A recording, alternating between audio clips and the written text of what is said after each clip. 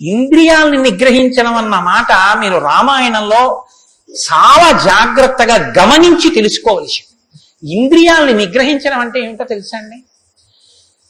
మనసు దేన్ని చూస్తే, దేన్ని వింటే కదిలిపోతుందో, ప్రశాంతంగా ఉన్నది అలజడిని పొందుతుందో, దాన్ని చూడకుండా, దాన్ని వినకుండా బలవంతంగా నిగ్రహించడం ఎటువంటిదో తెలుసా అండి?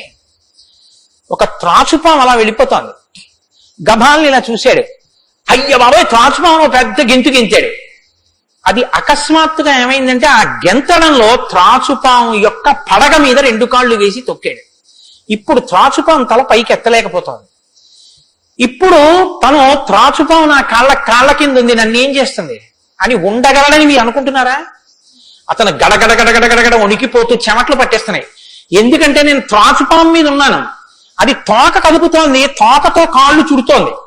ఈ కంగారులో ఏం చేస్తాడంటే త్రాచుపాము మీద తాను నిలబడి ఉండగా ఇక త్రాచుపాము తనను ఏం చెయ్యలేదన్న స్థితిలో ఉన్నా ఎప్పుడో ఒకప్పుడు త్రాచుపాము మీద కాళ్ళు తీసేస్తాడు. కంగారు పడిపోయి తీసేస్తాడు. ఎప్పుడో అప్పుడు కాళ్ళు తీయడం కోసమే పాము చూస్తుంటుంది, కాటు వేసేసి పుట్ల వెళ్ళిపోతుంది, లేకపోతే ఎక్కడికో అక్కడికి వెళ్ళిపోతుంది. రావణుడు చేసే తపస్సు, రావణుని యొక్క ఇంద్రియ నిగ్రహం అటువంటిది. బలవంతంగా అణిచి పెడతాడు.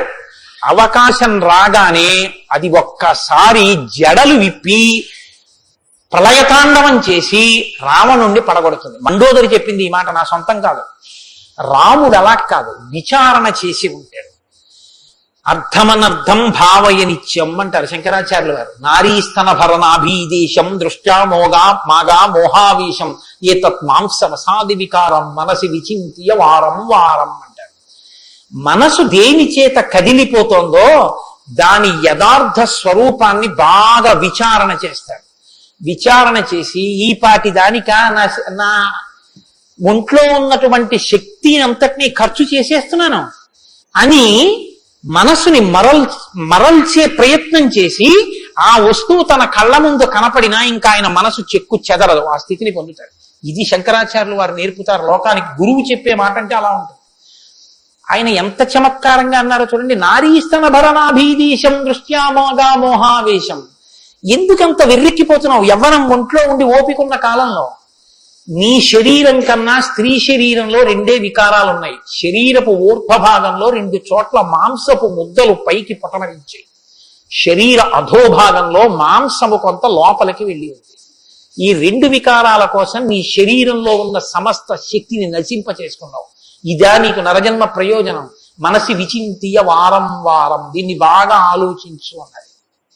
ఇది పట్టుకుందనుకోండి, కంటిని మనసుని కంటితో చూడడం వల్ల కదపగలిగిన మనసుకి ఇప్పుడు ఆ వస్తువు కనపడినా ఇక మనసు కదలదు. ఇది ఇంద్రియ నిగ్రహం అంటారు. ఇంద్రియాలని జయించడం అంటే అది. ఇది రాముడు. అందుకే ధృతిమాన్ వసి, అపారమైన శక్తితో ఉంటాడు, సంకల్ప శక్తితో ఉంటాడు, ఇంద్రియములను జయించిన వాడై ఉంటాడు.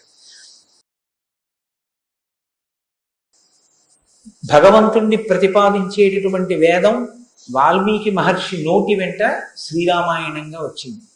అందుకే శ్రీరామాయణానికి వేదోపబృంహణము అని పేరు. వేదమే రామాయణం. వేదం దేన్ని ప్రతిపాదిస్తుంది? ప్రధానంగా వేదమంతా ధర్మమే ప్రతిపాదన చేస్తుంది. ధర్మం అంటే ఏమిటి? ధ్రియతేవా జనైరితి ధర్మం అని అమరకోశం. ధర్మం అంటే తెలుసుకోవడం ధర్మంలో ఒక భాగం. కేవలం తెలుసుకోవడం ధర్మం కాదు. తెలుసుకున్నాడు, అనుష్ఠించడు, అప్పుడు ధర్మమా అంటే ధర్మం కాదు. మీరు శ్రీరామాయణాన్ని జాగ్రత్తగా పరిశీలన చేస్తే రాముడికి ఎన్ని తెలుసో ఎంత తెలుసో, రావణుడికి అన్ని తెలుసు, అంతా తెలుసు. కానీ రాముడి ముందు రావణుడు ఎందుకు నిలబడలేకపోయాడు? ఒక్కటే కారణం, తాను తెలుసుకున్నది, తాను విన్నది అనుష్ఠించాడు రామచంద్రమూర్తి. తాను విన్నది, తాను తెలుసుకున్నది తన సౌకర్యానికి అనుగుణంగా మార్చుకుని దబాయించి బ్రతికే ప్రయత్నం చేస్తాడు రావణాసుడు. ధర్మాన్ని మీరు తెలుసుకోవడం ప్రధానం ఎంతో, దాన్ని అనుష్ఠించడం కూడా అంతే అవసరం. అనుష్ఠానానికి పనికిరానటువంటి ధర్మం ఉపయోగం లేనిది అవుతుంది. ఇంట్లో కర్ర ఉంది, వీధిలో కుక్క ఉంది. కుక్క మీ మీద పడడానికి ఉద్యుక్తమవుతున్న సమయంలో మీ ఇంట్లో కర్ర ఉంది కదా అని మీ మీద పడ్డం మానదు. మీ చేతిలో కర్ర ఉంటే కుక్క మీ మీద పడకుండా ఉంటుంది. ధర్మో రక్షతి రక్షిత అన్న మాటకు అర్థం ఏంటంటే, మీరు ధర్మాన్ని అనుష్ఠిస్తే మిమ్మల్ని ధర్మం కాపాడుతుంది. ధర్మం విషయంలో తెలుసుకోవలసినటువంటి అత్యంత ముఖ్యమైన విషయం ఒకటి ఉంటుంది. ధర్మం ఇలా అనుష్ఠిస్తే అలా వెంటనే ఫలితం ఇవ్వాలని ఎక్కడ ఉండదు. ఒకచో అలా ఉండొచ్చు. ధర్మం ఎటువంటిదంటే, పంట పండడం కోసమని చెప్పి వ్యవసాయదారుడు భూమిని దున్నడం మొదలు పెడతాడు. భూమిని దున్నగానే పంట పండుతుందా? భూమిని దున్నిన తరువాత వర్షం పడే వరకు ఎదురు చూడాలి. వర్షం పడితే పంట పండుతుందా? విత్తనాలు వేయాలి. విత్తనాలు వేస్తే పంట పండుతుందా? మొలకలెత్తాలి. మొలకలెత్తినంత మాత్రాన పంట పండుతుందా? దానికి చీడా పీడా పట్టకుండా సస్యరక్షణ చేసుకోవాలి. 6 గాలము శ్రమిస్తే చిట్ట చివర ఆ పంట బాగా చేతికొచ్చి ఫలసాయాన్ని ఇస్తుంది. అప్పుడు కోత కోసి తెచ్చి పొలం గట్టున వేసి బస్తాలకెత్తి ఇంటికి తీసుకెళ్లి దాచుకునే పర్యంతమో పండిన పంట మీ చేతికి వచ్చింది అని నమ్మకంగా చెప్పడం సాధ్యం కాదు. ధర్మం కూడా అంతే. ఇవాళ మీరు ధర్మం చేశారు అని వెంటనే ఫలితం ఇవ్వదు. అధర్మం కూడా అంతే. మీరు ఇవాళ అధర్మం చేశారు అని వెంటనే ఫలితం ఇవ్వదు. లోకంలో మీరు చూస్తూ ఉంటారు, ఒక్కొక్కడు చాలా పాపాచరణముతో ఉంటాడు. ఈశ్వరుని యందు భక్తి ఉండదు. శాస్త్రం ఏది వద్దందో అది చేస్తూ ఉంటాడు, కానీ సర్వసుఖములను అనుభవిస్తూ ఉంటాడు. మనకేమనిపిస్తుందంటే, ఆయన ఈశ్వరుణ్ణి ధిక్కరించాడు కదా, ఆయన ఏం ధర్మం పాటించట్లేదు కదా, ఆయన ఏం వేద ప్రమాణాన్ని అంగీకరించట్లేదు కదా, ఆయన సంతోషంగా సుఖంగా ఉన్నాడు. అన్నీ విని, అన్నీ నమ్మి, అన్నీ విశ్వసించి, వేదమును ప్రమాణముగా స్వీకరించి ధర్మమును అనుష్ఠించినటువంటి నేను కష్టాలు పడుతున్నాను. ఏమిటి ఉపయోగం ఈ ధర్మం పట్టుకుంటే అనిపిస్తుంది. ధర్మం పట్టుకోవడం ఎటువంటిది అంటే, పంట పండడం కోసమని పొలం దున్నడం లాంటిది. పొలం దున్ని కష్టపడిన వాడికి పంట ఎప్పటికైనా చేతికొచ్చినట్టే. ధర్మాన్ని అనుష్ఠించిన వాడికి కూడా ధర్మం కాపాడి తీరుతుంది. అధర్మం ఇంటికి అంటుకున్నటువంటి చిన్న మంట లాంటిది. చిన్న మంటే కదా నన్ను ఏం చేస్తుందని పడుకున్న వాడికి చిట్ట చివరి ఇల్లంతా ఎలా కాలిపోతుందో, అధర్మంలో మనం ఉన్నామని తెలుసుకుని అధర్మ పథంలోంచి బయటికి వచ్చే ప్రయత్నం చేయకపోతే చిట్ట చివరికి జరిగేటటువంటి పరిణామం కూడా అలాగే ఉంటుంది. కాంచన లంక ఉంది, అంత బలగం ఉంది, అంత గొప్ప సుఖాలు అనుభవించాడు, 10 తలకాయలున్నాయి, గొప్ప తపస్సు ఉంది, ఈశ్వరుడి యొక్క అనుగ్రహాన్ని పొందాడు, పరమేశ్వరుణ్ణి సాకారంగా దర్శనం చేశాడు, పుష్పక విమానం ఎక్కి ప్రపంచమంతా తిరిగాడు. చిట్ట చివరికి ఏమయ్యాడు? అధర్మాన్ని పట్టుకున్నందుకు కడుపున పుట్టినటువంటి బిడ్డల దగ్గర నుండి భార్య చిట్ట చివర ఏడుస్తూ యుద్ధభూమిలోకి వచ్చి, నువ్వు అధర్మాన్ని పాటించడం వల్లే ఇటువంటి చావు చచ్చావని మండోదరి గుండెలు బాదుకుని ఏడ్చేటటువంటి స్థితిని రావణుడు పొందాడు. ప్రతి క్షణం ధర్మాన్ని అనుష్ఠించాడు. ఎంత ఓపికగా అనుష్ఠించాడంటే, ఎన్ని కష్టాలైనా రాని ఆయనకి కావలసింది మాత్రం ఒక్కటే, ధర్మం. ధర్మమా సుఖమా, ధర్మమా కష్టమా, ధర్మమా ప్రయోజనమా, ధర్మమా అడ్డదారా, ధర్మమా కోరిక తీరడమా, మీరు పక్కన ఏవి పెట్టి చూడండి, శ్రీరామచంద్రమూర్తి జీవితం అంతా ఒకటి, ధర్మమే. వాళ్ళన్నాడు, సుగ్రీవుడితో ఎందుకు స్నేహం చేశావు? నాతో స్నేహం చేస్తే రావణాసురుణ్ణి నిగ్రహించి నీ భార్యని వెంటనే ఇప్పిద్దును. ఎందుకు సుగ్రీవుడితో స్నేహం చేశావని అడిగాడు. నాకు కావలసింది ధర్మం. అధర్మాన్ని పాటించేటటువంటి నీతోటి స్నేహం వల్ల నా భార్యని తెచ్చుకోవడం నాకు అక్కర్లేదు, అందుకు నిన్ను నిగ్రహించాను అన్నాడు. తండ్రి మరణించాడు, చెక్కు చెదరలేదు. భార్యను అపహరించారు, చెక్కు చెదరలేదు. రాజ్యం పోయింది, చెక్కు చెదరలేదు. జటాయువు మరణించాడు, చెక్కు చెదరలేదు. ఇలా కాదన్నయ్య, ఈ మార్గాన్ని విడిచిపెట్టి ఇలా వెళ్ళన్నాడు. తోడ పుట్టినటువంటి లక్ష్మణమూర్తి నాకు వద్దన్నాడు. కన్న తల్లి కౌసల్య అంది, నీ తండ్రి ఇటువంటి దురాత్ముడు కాబట్టి నన్ను కూడా నీతో తీసుకెళ్ళండి. వద్దమ్మా, ధర్మం ప్రధానం అన్నాడు. ఎన్ని పర్యాయాలు ఆయన మాట్లాడితే ధర్మం ధర్మం ధర్మం. అయితే ఇక్కడ మీరు ఒక మాట గమనించవలసి ఉంటుంది. ధర్మం అంటే ఏది ధర్మం? కోటేశ్వరరావు గారు చెప్తే ధర్మం అవుతుందా? లేకపోతే ఎవరో నేను ఇది చెప్తానండి ఇది ధర్మం అంటే అవుతుందా? మనం చెప్తే ధర్మం అవదు, వేదం చెప్తే ధర్మం అవుతుంది. వేదం ఏది చెప్పిందో అది ధర్మం. వేదమునకు వ్యతిరేకముగా చెప్పనటువంటి స్మృతి చెప్పినది ధర్మం.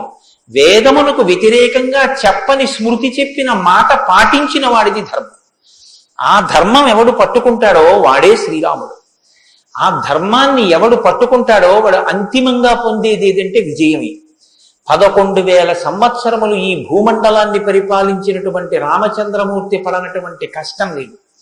ఇన్ని కష్టాలు పడుతున్నా ఆయన ఇతరులకు సుఖాన్ని ఇచ్చాడు, ఇతరులకు ఆనందం ఇచ్చాడు, ఇతరులకు సంతోషం ఇచ్చాడు తప్ప నేనింత కష్టంలో ఉన్నాను మీరు ఎందుకు నవ్వాలని ఆయన ఎన్నడూ అడగలేదు. అందుకే రాముడు యోగి అన్నాడు పెద్దలు. యోగి అంటే పైన ఎన్ని కష్టాలైనా రావచ్చు కానీ లోపల మాత్రం తాను నిర్వికారంగా ఉంటాడు. అందుకే పుట్టినది కూడా నవమి తిథి నాడు పుట్టాడు మహానుభావుడు. 9 అంకెకున్న గొప్పతనం చూడండి. మీరు ఎంత పెట్టి 9ని హెచ్చ వేయండి మళ్ళీ 9గా మారుతూ ఉంటుంది. 9 ఒకట్ల 9, 9 2 18, 8 1 9, 9 3 27, 7 2 9, 9 4 36, 6 3 9, 9 5 45, 5 4 9. ఏం చేసినా మళ్ళీ 9 అవుతూ ఉంటుంది. ఎన్ని కష్టాలు బయట రానివ్వండి, ఎన్ని వైక్లభ్యాలు కలగనివ్వండి, లోపల మాత్రం రాముడు ఎప్పుడు ధర్మాన్నే పట్టుకొని ఉంటాడు. ధర్మాన్ని పట్టుకోవడం అంటే రాముడు రామాయణంలో మాట్లాడింది మీరు గమనించాలి. ఎప్పుడైనా రామాయణం చదవడం, రామాయణం వినడం అంటే ఒక్క పర్యాయం అని మీరు అనుకోకండి. రామాయణాన్ని బహుకోణాలలో చదవండి.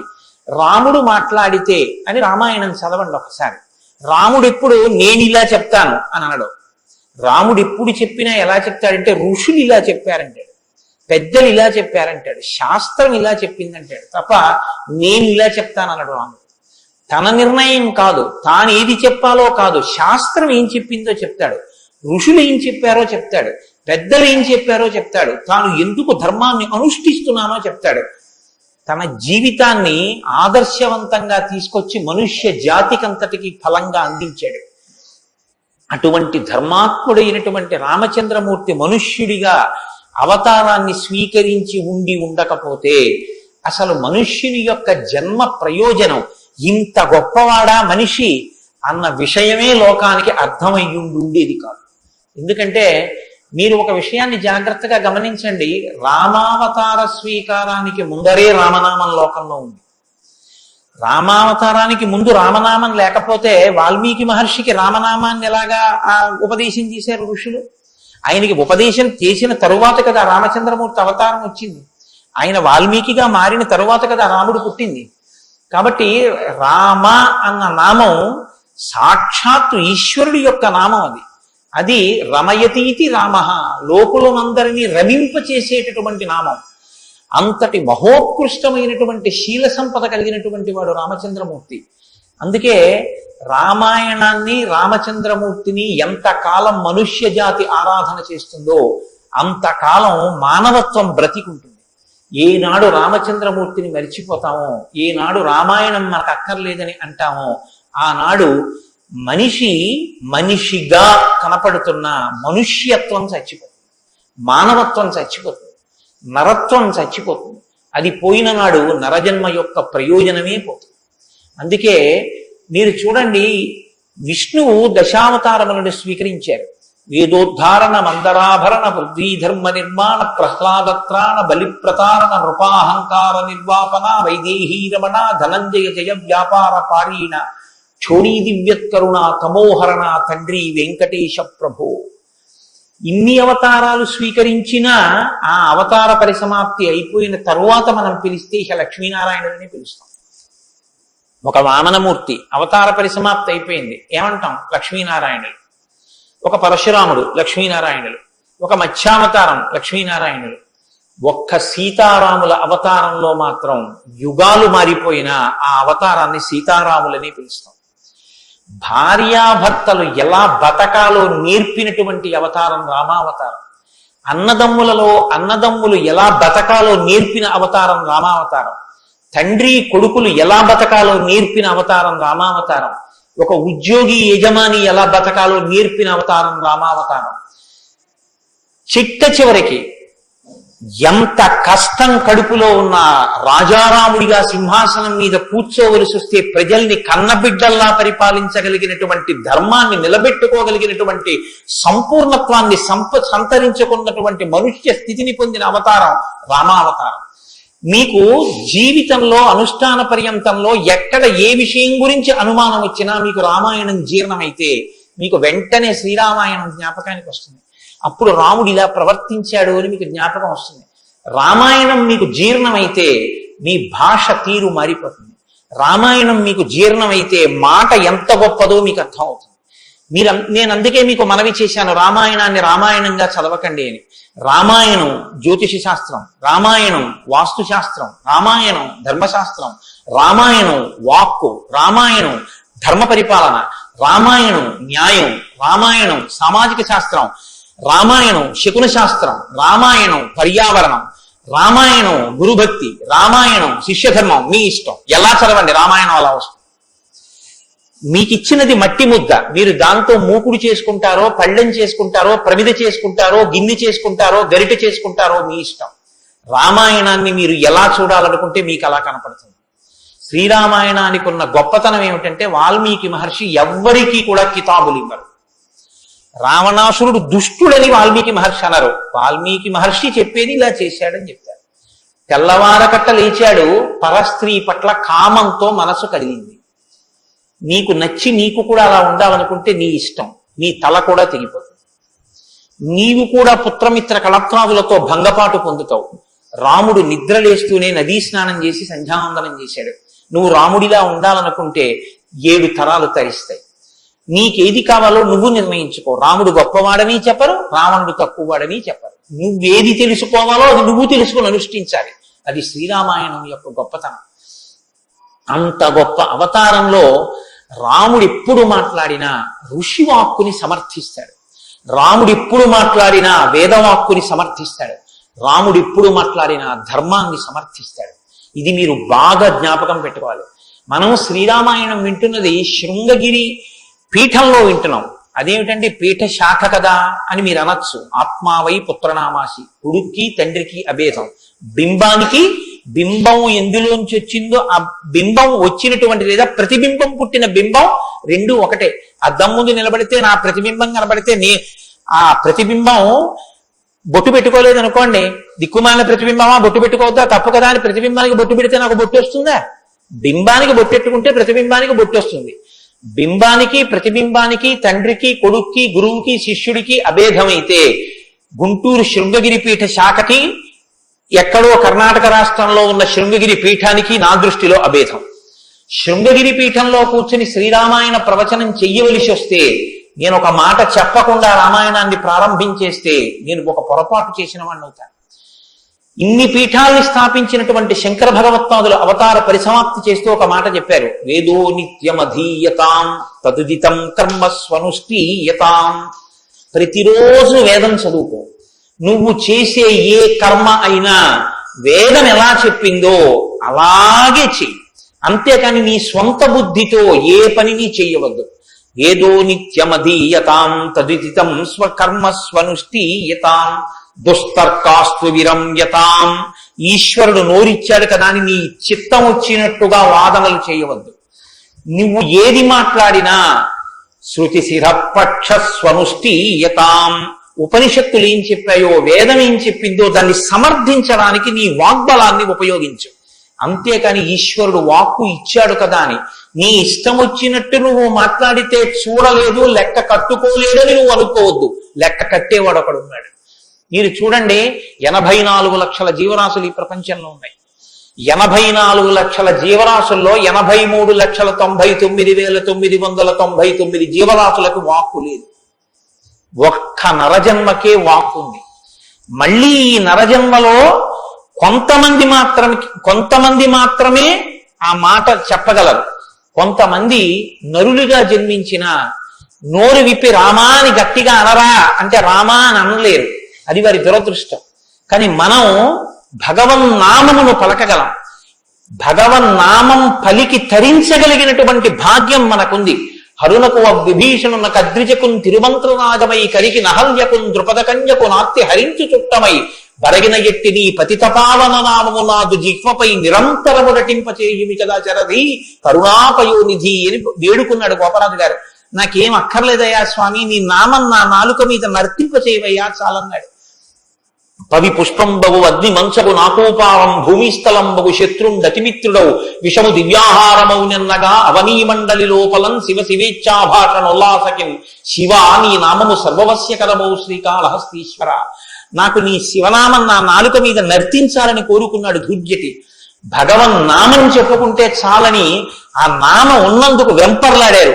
అంత్యకాలమునందు ఆయాసమును నిన్ను తలుచునో తలపనో తలతునిపుడి నరసింహ నరసింహ నరసింహ లక్ష్మీచ దానవంతక కోటి భానుతేజ గోవింద గోవింద గోవింద సర్వేశ పన్నగాధిపశాయి పద్మనాభ అని రెండు చేతులిచ్చి నమస్కారం చేసి చిట్ట చివర ప్రాణం పోయేటప్పుడు ఆవేళ యమదూతల అగ్రహంబున వచ్చి ప్రాణములు పెకలించి పట్టునప్పుడు కపవాత పైత్యములు కప్పగా శ్రమచేత కంపముద్భవమంది కష్టపడుచు నారాయణాయంచు నా జిహ్వతో నిన్ను పిలుతునో శ్రమచేత పిలువలేనో నాటికిప్పుడు నీ నామస్మరణ చేతు చివిరిడవయ్య భూషణ వికాస శ్రీధర్మపుర నివాస దుష్ట సంహార నరసింహ దురిత దూరాన్ని గుండెలు బాదుకున్నాడు నరసింహ శతకర్త. ఆ భగవన్ నామం పలికేటటువంటి భాగ్యం ఉన్న ఏకైక ప్రాణి సృష్టిలో కేవలం మనుష్యుడే. అటువంటి మనుష్యుడికి ఇచ్చినటువంటి అదనపు వరం భగవత్ కథాశ్రవణం. ఈశ్వర కథ వినగలడు. ఆ ఈశ్వర కథ వింటేనే సమస్త సంసార భ్రమణ పరితాపోపశమనం అంటారు శంకర భగవత్పాదులు. గలంతి శంభోత్పచ్చరిత చరిత కిల్బిషరజో దళంతి ధీకుల్యాశ్వరతి పతంతి విజయతాం దిశంతి సంసార భ్రమణ పరితాపోపశమనం వసంతి మచ్చేతో హరవు విశివానందలహరి అంటారు. సంసార భ్రమణ పరితాపోపశమన కారణమైనటువంటి భగవంతుని యొక్క కథాశ్రవణము చేసి నోటితో జుర్రుకున్నటువంటి పదార్థాలు సప్త ధాతువులతో నిర్మింపబడిన ఈ దేహాన్ని పోషిస్తే భగవంతుని యొక్క కథని చెవులతో జుర్రుకున్నటువంటి వాడు మళ్ళీ పుట్టవలసిన అవసరం లేకుండా పునరపి జననం పునరపి మరణం పునరపి జనని జఠరే చయనం ఇహ సంసారే బహురుస్వారే కృపయాపారే పాహి మురారే అని ఆ భగవన్ నామామృతాన్ని చెవులలోంచి లోపలికి జుర్రుకున్నటువంటి వాడు పునరావృత్తి రహిత శాశ్వత శివ సాయుధ్య స్థితిని పొందగలుగుతున్నాడు. ఇటువంటి భాగ్యం కలిగినటువంటి ప్రాణి మనుష్యుడు. ఆ మనుష్యుని యొక్క జీవితం ఎంత గొప్పదో, అసలు నరుడంతే ఎంత గొప్పవాడో నిరూపించినటువంటి అవతారం రా.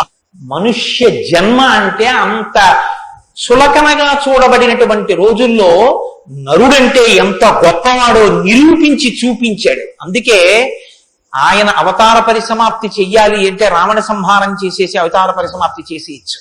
కానీ ఆయన అలా చేయలేదు, ప్రతిజ్ఞ చేశారు. దశవర్ష సహస్రాన్ని దశవర్ష శతానిచ, నేను 11,000 సంవత్సరములు ఈ భూమండలం మీద నడుస్తానన్నాను.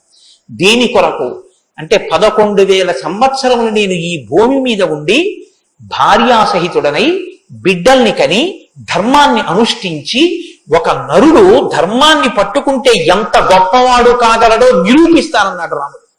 అటువంటి నరుడి కథ అయినటువంటి రామకథ వినకపోతే, రాముడికి కృతజ్ఞతలు ఆవిష్కరించకపోతే, మనసార రామనామం చెప్పకపోతే, రామచంద్రమూర్తికి నమస్కరించకపోతే ఆ జన్మ వృధా అయిపోయినటువంటి జన్మ. అంతటి మహాత్ముడు రామచంద్రమూర్తి. కాబట్టి వేదవేద్యే పరే పుంసీ జాతే దశరథాత్మజే వేద ప్రచేతసాదాసీత్ సాక్షాత్ రామాయణాత్మన. వేదము వేదోపబృంహణమై రామకథగా భూలోకంలో వచ్చింది. ఆ వేదము ఈశ్వరుని యొక్క శ్వాస. ఈ వేదము వాల్మీకి గిరి సంభూత. వాల్మీకి అనబడేటటువంటి పర్వతంలోంచి పుట్టినటువంటి ఒక జీవనది. వేదము మనం వెళ్ళి స్నానం చెయ్యాలి, మనం వెళ్ళి దర్శనం చెయ్యాలి. రామాయణము ప్రవహించి ఇంటింటి ముందు నుంచి విడిపోయినటువంటి గంగ లాంటిది. దక్షిణామూర్తి వేదం, శంకరాచార్యుల వారు రామాయణం. దక్షిణామూర్తి ఎక్కడో ఒక్క చోట కూర్చుని ఉంటారు. సనక సనందనాదులు కూడా ఆయన కూర్చున్న చోటుకే వెళ్ళి నమస్కారం చేసి జ్ఞానోపలబ్ధి పొందాలి. శంకరాచార్యుల వారు అలా కాదు. శంభోర్మూర్తిశ్చరతి భువనే శంకరాచార్య రూప. ఆ దక్షిణామూర్తి మౌనం విడిచిపెట్టి ఆసేత హిమాచల పర్యంతం పాదచారి అయి 3 పర్యాయములు పర్యటించి వేద విరుద్ధమైన వాదనలు ఖండించి మళ్లీ వేద విరుద్ధమైన వాదనలు ఈ భారతదేశంలోకి ప్రవేశించకుండా కాపు పెట్టాలన్న ఉద్దేశ్యంతో తూర్పున జగన్నాథ్లో గోవర్ధన పీఠమో, పడమర ద్వారకలో కాళికాపీఠమో, ఉత్తరమున బద్రికాశ్రమములో జ్యోతిపీఠము, దక్షిణమున శృంగగిరిలో శారదాపీఠము, 4 చోట్ల 4 పీఠములను కాపు పెట్టి గురు పరంపర నిరంతరము కొనసాగేటట్టుగా మనని అనుగ్రహించి వేద విరుద్ధమైన వాదనలు భారతదేశంలో ప్రవేశించకుండా రక్షించినటువంటి మహాపురుషుడైనటువంటి శంకర భగవత్పాదులు తానే ఆసేతు హిమాచలం పరిగెట్టించి ప్రతి ఇంటి ముందుకొచ్చి జ్ఞానబోధ చేసినట్టు రామాయణం అనేటటువంటి గంగ వాల్మీకి గిరిశంభూతయ్యి వాడలా ప్రవహించింది. రామ కథ రామనామం తెలియనివాడు లోకంలో ఉండడు. ఏదైనా తెలియదేమో, రామకథ తెలియనివాడు రామనామం తెలియనివాడు లోకంలో ఉండడు. మంచికైనా రామనామం, చెడుకైనా రామనామం. ఏమయ్యా అంత పని చేసావా? రామరామ నేను చేస్తానండి అంటాడు. ఏదైనా చూడకూడదు చూస్తే రామరామ ఇలాంటిది చూశానేమండి అంటాడు. ఏదైనా మంచి జరిగితే రామరామ ఎంత మంచి మాట విన్నాను ఇవ్వాలంటాడు. భారతీయ సంస్కృతిలో రామనామం మమేకం అయిపోయింది. అటువంటి రామాయణం, అటువంటి రామనామం ధర్మానికి ఆలవాలం. ధర్మాన్ని వ్యతిరేకించడం కన్నా ఘోరమైన పాపం లోకంలో ఇంకోటి ఉండదు. ఇవాల్టి రోజున రామాయణం యొక్క ఆవశ్యకత మరీ ఎక్కువ. ఎందుచేతనో తెలుసండి, ఒకానొకప్పుడు ధర్మానికి వ్యతిరేకంగా మాట్లాడితేనే చాలా దోషం. అటువంటిది ఇవాళ ఏ స్థితి వచ్చేసిందంటే ధర్మాన్ని ధర్మము అని పేరు పెట్టి వ్యతిరేకంగా మాట్లాడితే బాగుండదని ధర్మానికి ఇంకొక పేరు పెట్టి వ్యతిరేకంగా మాట్లాడే రోజులు వచ్చాయి. ఒకడు ఆవుని చంపేయాలనుకున్నాడు. ఆవుని చంపేయండి అంటే మిగిలిన వాళ్ళు బుద్ధి ఉందా లేదా అంటారు. అందుకని ఆవుని ఇంకొక క్రూర మృగం పేరు పెట్టి పిలిచి చంపేయమన్నాడు వాడు. ఎంత గడుసరితనం చూడండి. ఈ పులిని చంపేయండి అన్నాడు. పులిని చంపేయండి అంటే చూడని వాడేమనుకుంటాడు? పులిని చంపేస్తే తప్పేమిటి, వచ్చి ఊళ్ళ మీద పడిపోతుంది అనుకుంటాడు. అది పావుని చంపేయండి అన్నాడు. విన్నవాడు పావు అనుకున్నాడు, కనదు ఆవు. ఆవుని చూపించి పావుని చంపేయండి అన్నాడు. వాడికి తెలియదా ఇది ఆవు అని? తెలుసు. మరి ఆవుని చంపేయండి అని ఎందుకంటావు అంటే, ఆవుని చంపేయండి అంటే ఆవుని చంపడం ఏమిట్రా అంటారని పావుని చంపేయండి అన్నాడు తెలిసి. ధర్మాన్ని ఆచరించకండి అంటే జనం తిరగబడతారని మూఢ విశ్వాసాల జోలికి వెళ్ళకండి అంటున్నాడు. పేరు మార్చారు కానీ వ్యవస్థని ధర్మానికి దూరం చేస్తున్నాడు. ఆ స్థితి నుంచి మనం రక్షింపబడాలంటే మనకున్న ఆధారం ఒక్కటే, శ్రీరామాయణాన్ని వినాలి, శ్రీరామాయణాన్ని బాగా తెలుసుకోవాలి, శ్రీరామాయణాన్ని తరచి తరచి గమనించాలి. రామాయణం మనకి తెలుసున్న రామకథే కదా అనుకోకండి. నేను మీకు యథార్థం మనవి చేస్తున్నాను. మీరు రామాయణాన్ని ఎన్ని మాటలు చదవండి, ఎన్ని మాటలు వినండి, మీకు రామాయణం కొత్త కోణంలో ప్రకాశిస్తుంది. రామాయణం కొత్త కోణంలో భాషిస్తుంది. అంత గొప్ప రామాయణం. సరే నువ్వు చెప్పేది రామాయణం కదా, రామాయణం గురించి ఎందుకు అంతసేపు చెప్తావు? మేము ఎదర వింటాం కదా రామాయణం. అసలు నువ్వు రామాయణం ప్రారంభం చెయ్యి అని మీరు అంటారు, నాకు తెలుసు. శ్రీరామాయణ ప్రారంభం ఎక్కడ జరిగింది అంటే తపస్వాధ్యాయ నిరతం తపస్వీ వాగ్విదాం వరం నారదం పరిపప్రచ్చర్ వాల్మీకి మునిపుంగవం అన్నారు. ఒకానొక నాడు వాల్మీకి మహర్షి తన ఆశ్రమంలో ఉన్నారు. నారద మహర్షి వచ్చారు. నారద మహర్షి వస్తే వచ్చిన నారద మహర్షి ఎటువంటి వారో చెప్తున్నారు. మొదట ఏదో నారదుడు వచ్చారు, వాల్మీకి అడిగారు, అది కాదు ఆ శ్లోకం. మీరు ఆ శ్లోకాన్ని చాలా జాగ్రత్తగా గమనించాలి. ఎటువంటి నారదుడు, ఎటువంటి వాల్మీకి మహర్షి ఆశ్రమానికి వచ్చారట? తపస్వాధ్యాయ నిరతం తపస్వి వాగ్విదాం వరం నారదం పరిపప్రచ్చర్ వాల్మీకి మునిపుంగవం. ఈ శ్లోకం నేను చెప్పే ముందు మీతో ఒక మాట నేను మనవి చెయ్యాలి. వాల్మీకి మహర్షి ఆశ్రమానికి నారదుడు వచ్చి సంక్షేప రామాయణం చెప్పిన తరువాత కదా రామాయణం ప్రచారంలోకి వచ్చింది. వాల్మీకి మహర్షి ఆశ్రమానికి నారద మహర్షి వచ్చిన తరువాత రామాయణాన్ని ఎవరికి నేర్పారు? ఆయన రచన చేసి మొట్టమొదట ఎవరికి నేర్పి ఉండాలి? ప్రవాహము అంటే ఎవరి ద్వారానో వెళ్ళాలి కదా. అది మొట్టమొదట లోకంలో దాన్ని ప్రచారం ఎవరితో ప్రారంభమైంది? వాల్మీకి రామాయణ రచన చేసి ఎవరికి నేర్పారు? వాల్మీకి రామాయణ రచన చెయ్యగానే నేర్పిన మొట్టమొదటి శిష్యులు లవకుశులు. లవకుశులకి మొట్టమొదట రామాయణం నేర్పుంటే సీతమ్మ వాల్మీకి ఆశ్రమంలో ఉందా లేదా? ఉంది. వాల్మీకి ఆశ్రమంలోకి సీతమ్మ వచ్చి లవకుశులు పెద్దవాళ్ళై గురువు గారి దగ్గర శ్రీరామాయణాన్ని ఉపదేశం పొందడానికి యోగ్యమైనంత వయస్సు వచ్చేసిన తరువాత నారద మహర్షి వచ్చారు. వచ్చి సంక్షేప రామాయణం చెప్పారు. అప్పటి వరకు రామాయణం లేదు లోకంలో, అంతే. ఇంకా తర్వాత కదా వాల్మీకి రచించారు సంక్షేప రామాయణం విన్నాక. కాబట్టి ఇప్పుడు రామాయణ కథ ఏ స్థాయిలో ఉంది, ఏ స్థితి దగ్గర ఉంది? రామాయణ రచన మొదలయ్యేప్పటికీ రామాయణం పూర్తయిపోయే స్థితిలో, రామాయణం పూర్తయిపోయే స్థితిలో రామాయణ రచన ప్రారంభమైంది. ఇది మీరు గమనించాలి. రామచంద్రమూర్తి పుట్టక ముందు రామాయణాన్ని రచించలేదు వాల్మీకి. రామచంద్రమూర్తి పట్టాభిషేక పూర్వం రామాయణ రచన జరగలేదు. రామాయణ రచన ఎప్పుడు జరిగినట్టు? రామచంద్రమూర్తి పట్టాభిషేకం చేసుకుని సీతమ్మ తల్లిని అడవులలో విడిచిపెట్టి, అడవులలో ఉన్న సీతమ్మని వాల్మీకి మహర్షి తన కుటీరానికి తీసుకెళ్లి లవకుశులు జన్మించి వాళ్ళు పెరిగి పెద్దవాళ్ళై యోగ్యులై విద్యాభ్యాసం చేసి సంగీత విద్యలో మంచి నిష్ణాతులై వాల్మీకి మహర్షి రచించిన రామాయణాన్ని బోధ చేస్తే నేర్చుకుని లోకంలో ప్రచారం చెయ్యగలిగినంత వయస్సు వాళ్ళు వచ్చిన తరువాత నారద మహర్షి వచ్చారు అక్కడికి. అలా ఎందుకు జరగాలి అంటే, వచ్చినటువంటి మహానుభావుడు రామచంద్రమూర్తిగా వచ్చాడు, మనుష్యుడిగా నడిచి చూపించేశాడు. అప్పటికే 11,000 సంవత్సరాలు ఇంచుమించు పూర్తయిపోతున్నాయి. జరిగిన కథ జరిగిపోయింది. జరిగిన కథ జరిగిపోయిన తర్వాత ఇప్పుడు వచ్చాడు నారదుడు. ఇప్పుడు జరిగిపోయిన కథలో అడుగు తీసి అడుగు వేస్తే ధర్మం. రామాయణంలో అడుగు తీసి అడుగు వేస్తే ఎంత కథ చెప్పాలండి నారదుడు వాల్మీకి మహర్షికి? రాముడు పుట్టుక ముందు దగ్గర నుంచి చాలా కష్టపడి రాముడు ఇలా మాట్లాడాడు, రాముడు అలా మాట్లాడాడు, సీతమ్మ రాముడి దగ్గరికి ఇలా వెళ్ళింది, దశరథ మహారాజు గారి దగ్గరికి రాముడు ఇలా వెళ్ళాడు, రాముడు కౌశల్య దగ్గరికి ఇలా వెళ్ళాడు, రాముడితో ఇలా మాట్లాడాడు, ఇవన్నీ నారదుడు చెప్పాలి. నారదుడు ఎలా చెప్పగలడు? చెప్పగలడు. సర్వజ్ఞుడు, మహానుభావుడు, గురుస్వరూపం కాబట్టి చెప్పగలడు. కానీ అలా చెప్తూ వెడితే రామాయణం ఎవరు చెప్పినట్టు అవుతుంది? నారదుడు చెప్పింది వాల్మీకి రాసింది అవుతుంది. మరి వాల్మీకి రామాయణ రచన చేశారని మనం ఎలా చెప్తున్నాం? ఒకటే కారణం, సంక్షేప రామాయణమే నారదుడు చెప్పాడు. కేవలం ఒక 100 శ్లోకాల దగ్గరలో రామకథని ఒక్కసారి అలా చిన్న మాల కింద అల్లి చెప్పి వెళ్ళిపోయాడంతే. మిగిలిన రామకథ రాముడు ఎలా కదిలాడో, ఎలా అడుగేశాడో, ఎలా నడిచాడో, ఎలా మాట్లాడాడో ఇవన్నీ వాల్మీకి మహర్షికి కనపడ్డాయి. ఎప్పుడు? అయిపోయాక కదండి. రాముడు పుట్టేశాక, రాముడు మాట్లాడాక, రాముడి పెళ్ళైపోయాక, రాముడు యుద్ధం చేశాక, రాముడు అప్పుడు సీతమ్మతో అంతఃపురంలో ఇలా మాట్లాడాడని వాల్మీకి తెలిసింది. ఎలా తెలిసింది? 2 కారణాలతో తెలియాలి. రాముడు చెప్పాలి, 2 వాల్మీకి ఊహ చెయ్యాలి. రాముడు చెప్తే అన్ని అలా ఏకాంతంలో తాను సీతమ్మతో మాట్లాడినవి కూడా చెప్తాడా? మర్యాదా పురుషోత్తముడైన వాడు.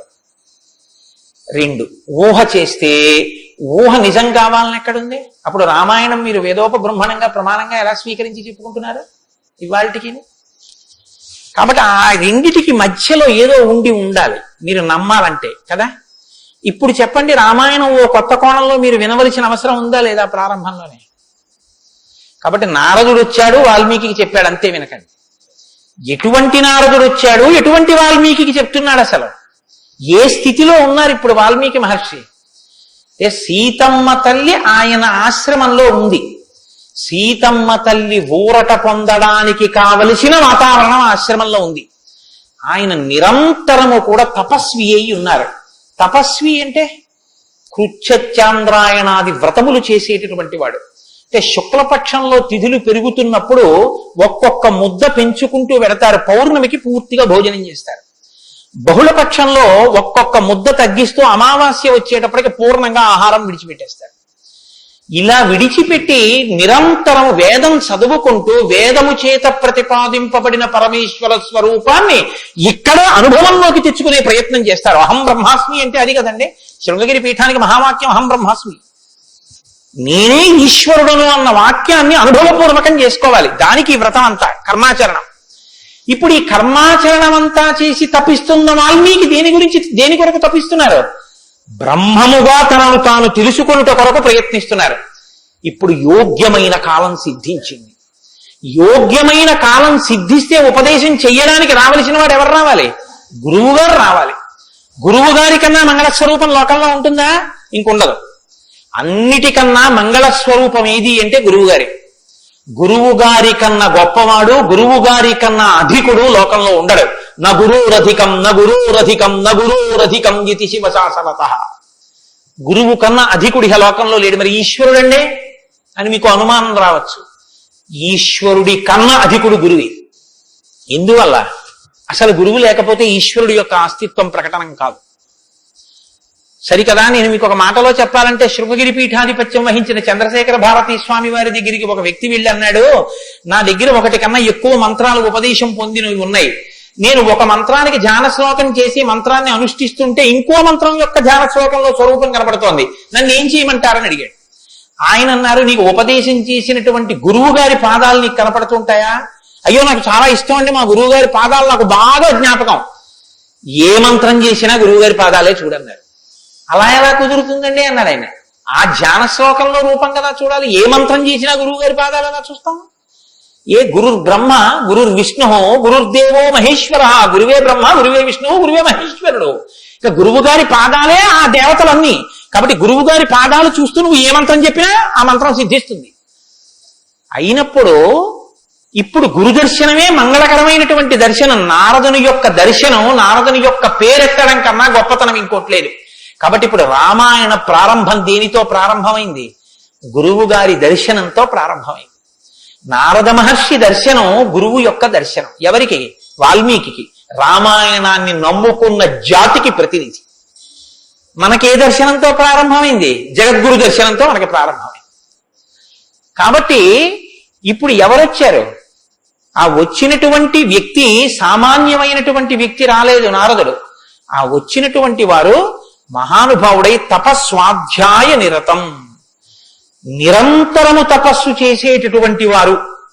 మీతో మాట మనవి చేశాను. తపస్సు అంటే ఈ వ్రతమును ఆచరిస్తూ నిత్య నైమిత్తిక కర్మలను వైక్లభ్యం లేకుండా అనుష్ఠించేటటువంటి వారు.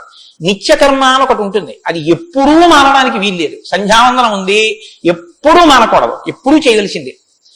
నైమిత్తిక కర్మ ఉంది, ఒక్కొక్క తిథి నాడు ఒక్కొక్కటి చేయవలసి ఉంటుంది. శ్రీరామ నవమి వచ్చింది అనుకోండి, ఏం చెయ్యాలి? శ్రీరామనవమి నాడు ఉదయం నుంచి రాత్రి వరకు శ్రీరామ జయరామ జయ జయరామ అన్న 13 అక్షరాల మంత్రాన్ని రాత్రి వరకు చేసి, రాత్రి ప్రదక్షిణం చేసి, ఉపవాసం చేసి, మరునాడు ఉదయం ఎక్కడ మీరు ఈ మంత్రం చేశారో అక్కడికి వచ్చిన తరువాత శ్రీరామ పట్టాభిషేక సర్గ, శ్రీరామావతార సర్గ, ఈ 2 సర్గలు పారాయణ చేయాలి. ఈ 2 పారాయణ చేసి, మొన్న శ్రీరామనవమి నాడు మేము కాకినాడలో అయ్యప్ప స్వామి దేవాలయంలో చేశామవి. ఈ 2 సర్గలు పారాయణ చేసి, తదనంతరం ముందు పేదలకి అన్నదానం నారాయణ సేవగా చేసి, తరువాత తాను ఆహారం స్వీకరించాలి. అది శ్రీరామనవమి నాడు చేయవలసినటువంటి విధానం. దీన్ని నైమిత్తిక తిథి ఆచరణము అంటారు. ఒక్కొక్క తిథి ఒక్కొక్కలా చెయ్యాలి. నిత్యకర్మ చేస్తూ, నైమిత్తిక తిథులను చేస్తూ, కృత్యచంద్రాయణాది వ్రతములను చేస్తూ, ఎప్పుడూ వేదాన్ని అలా చదువుకుంటూ, వేదము చెప్పినటువంటి హృదయాన్ని, వేదము చెప్పినటువంటి మంత్రములలో ఉన్న సారమును అవగతం చేసుకుని బ్రహ్మమును అనుభవంలోకి తెచ్చుకునేటటువంటి ప్రయత్నం చెయ్యడానికి ఉపకరణంగా ఈ శరీరాన్ని వాడుకుంటున్నవారు.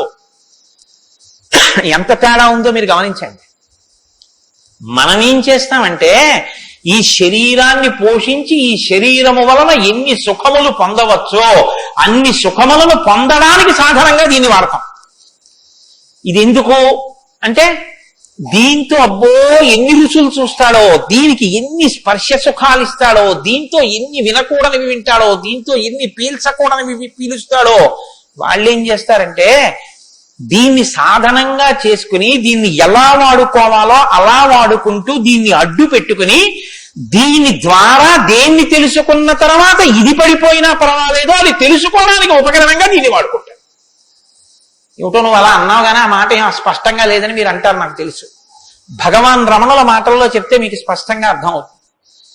ఇప్పుడు నేను అన్న మాటకి తెలుసుకోవలసినది తెలుసుకునేంత వరకు దీన్ని ఉపకరణంగా వాడుకోవడం అంటే ఏమిటని అడిగారు రమణ మహర్షిని. ఆయన అన్నారు, భోజనం చేశాక విస్తర అవతల పారేయడం. విస్తరణ ఏం చేస్తారండి?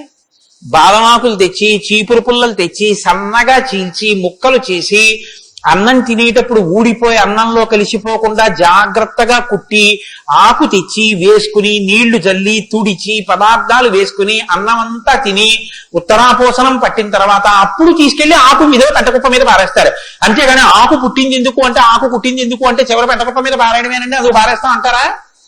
దేనికి వాడుకోవాలో దానికి జాగ్రత్తగా వాడుకుని ఆ ప్రయోజనం అయిపోయిన తరువాత పెంటకుప్ప మీద విస్తరాకుని పడేసినట్టు దీన్ని సాధనంగా చేసుకుని దీనిలో ఉండి దీనితో తరించి దీనిలో ఉండి దీని వలన బ్రహ్మం అంటే ఏమిటో తెలుసుకుని అనుభవంలోకి వచ్చిన తర్వాత ఇది పడిపోతున్నా ఇది నేను కాదన్న సత్యం ఎరుకలోకి రావడం వల్ల దీని మీద భ్రాంతి లేకుండా ఇది పడిపోతున్నా సాక్షిగా చూసి ఇది పడిపోయిన తర్వాత తాను ఒకటి ఏది మారని సత్యమో సత్యంగా నిలబడిపోవడాన్ని నిత్య నైమిత్తిక కర్మాచరణ చేత తాను పొందవలసిన స్థితిని పొందగలిగినటువంటి తపస్వాధ్యాయ నిరతుడు అని పిలుస్తారు.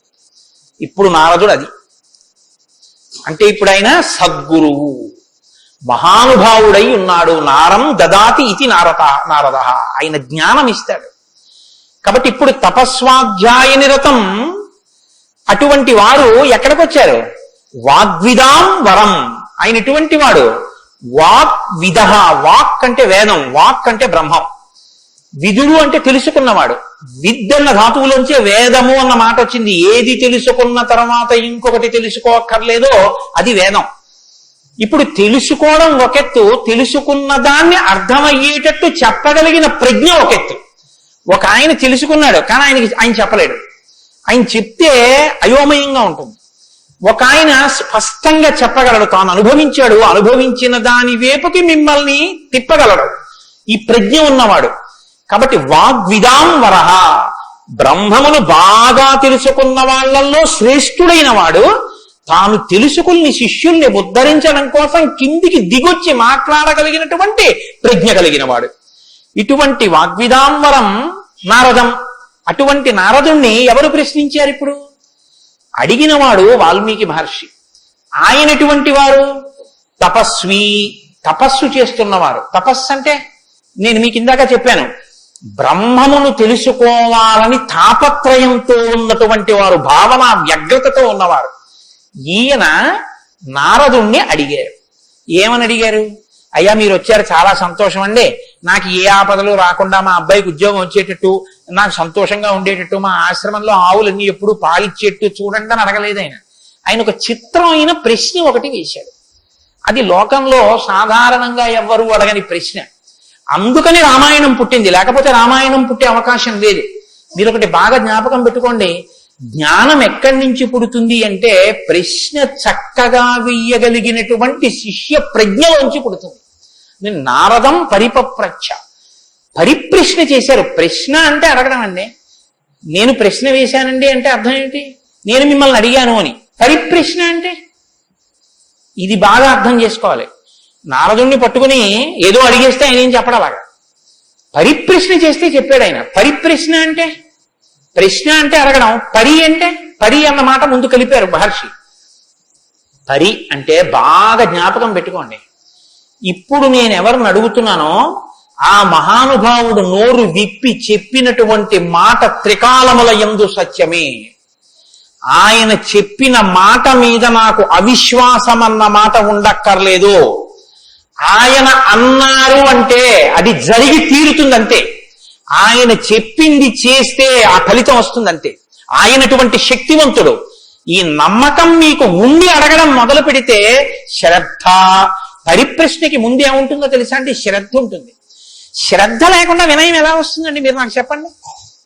ఇప్పుడు నేను ఒక ఆయన దగ్గరికి వెళ్ళి ఇలా అయ్యా నమస్కారం అండి అని ఇలా ప్రణిపాతం చేసి నేల మీద పడి ఎంతో ఇదిగా రెండు చేతులు ఇలా చాపి అయ్యా మీరు నాకు దయచేసి అనుగ్రహించి ఇది చెప్పాలని ఎందుకు అడుగుతాను?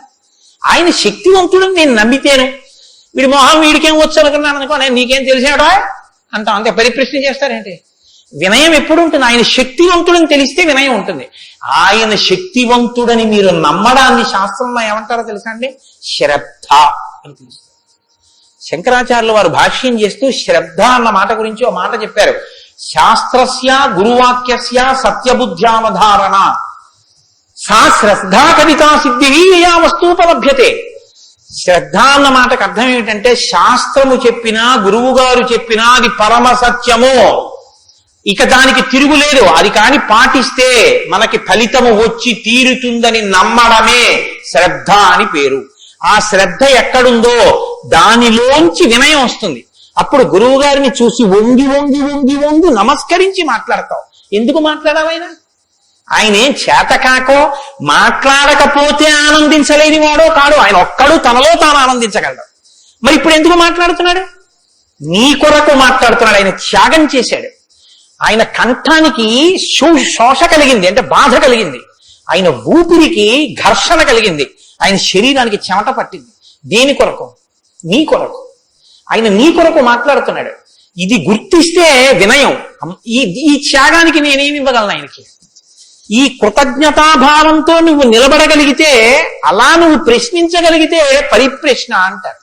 ఇప్పుడు నారదం పరిపప్రచ్ఛ, ఇలా ప్రశ్న వేశాడు తప్ప ఏదో ప్రశ్న వేస్తే రామాయణం వచ్చిందని మీరు అనుకోకండి. పరిప్రశ్న చేస్తే రామాయణం వచ్చింది. ఇప్పటి వరకు నారదుడు ఏం మాట్లాడలేదు. మీరు బాగా గమనించండి. వచ్చాడంతే. లోపలికి వచ్చారు, వాల్మీకి మహర్షి చూశారు, అర్ఘ్యపాద్యాదులు ఇచ్చారు, కూర్చోబెట్టారు. ఇప్పుడు పరిప్రశ్న చేస్తున్నారు. ఏ ప్రశ్న వేస్తే అసలు రామాయణం గురించి చెప్పారు ఆయన. వాల్మీకి మహర్షి అడిగిన ప్రశ్న ఏమిటంటే, ఆయన్ని కోన్వస్మిన్ సాంప్రదం లోకే గుణవాన్ కస్య వీర్యవాన్ ధర్మజ్ఞశ్చ కృతజ్ఞశ్చ సత్యవాక్యో దృఢవ్రతః చారిత్రేణ చ కోయుక్తః సర్వభూతేషు కోష్టః విద్వాన్ కః కస్సమర్థశ్చ కశ్చైక ప్రియదర్శనః ఆత్మవాన్ కో జితక్రోధో ద్యుతిమాన్ కో నరసూయకః కస్య బిభ్యతి దేవాశ్చ జాతరోషస్య సంయుగే. 16 గుణములు అడిగారు ఆయన. ఈ 16 గుణములు పరిపూర్ణముగా ఉన్నటువంటి ఒక మానవుడు ఈ లోకంలో, ఈ కాలంలో, నేను ఉన్న రోజుల్లోనే, నేను ఇప్పుడు శరీరంతో తిరుగుతుండగా నా మాంసనేత్రంతో చూడడానికి వీలుగా ఎక్కడైనా ఎవరైనా ఉన్నారా అని అడిగాడు. అంటే అలాంటి వారే ఉన్నారు. ఆయన భార్యయే తన ఆశ్రమంలో ఉంది. ఇది తెలుసా వాల్మీకి? తెలియదని చెప్పవలసి ఉంటుంది. మరి ఇప్పుడు ఎందుకు వచ్చింది ఈ ప్రశ్న ఆయన నోటి వెంట? అమ్మవారు వచ్చింది కాబట్టి వచ్చింది. అమ్మవారు ఎందుకు వచ్చింది? అసలు రహస్యం ఏమిటంటే, రామాయణం లోకానికి అందాలంటే సీతమ్మ యొక్క సేవాభాగ్యం వాల్మీకి లభించాలి.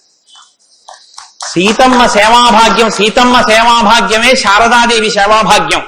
అది అందితే నోటి వెంట ఈ ప్రశ్న వచ్చింది. నోటి వెంట ఒక్క ప్రశ్న వస్తే యుగాలు మారిపోయినా మనుష్యుడిగా పుట్టిన ప్రతివాణ్ణి తరింపచేయగలిగిన ఒక ఆది కావ్యం ఆయన నోటి వెంట వచ్చింది.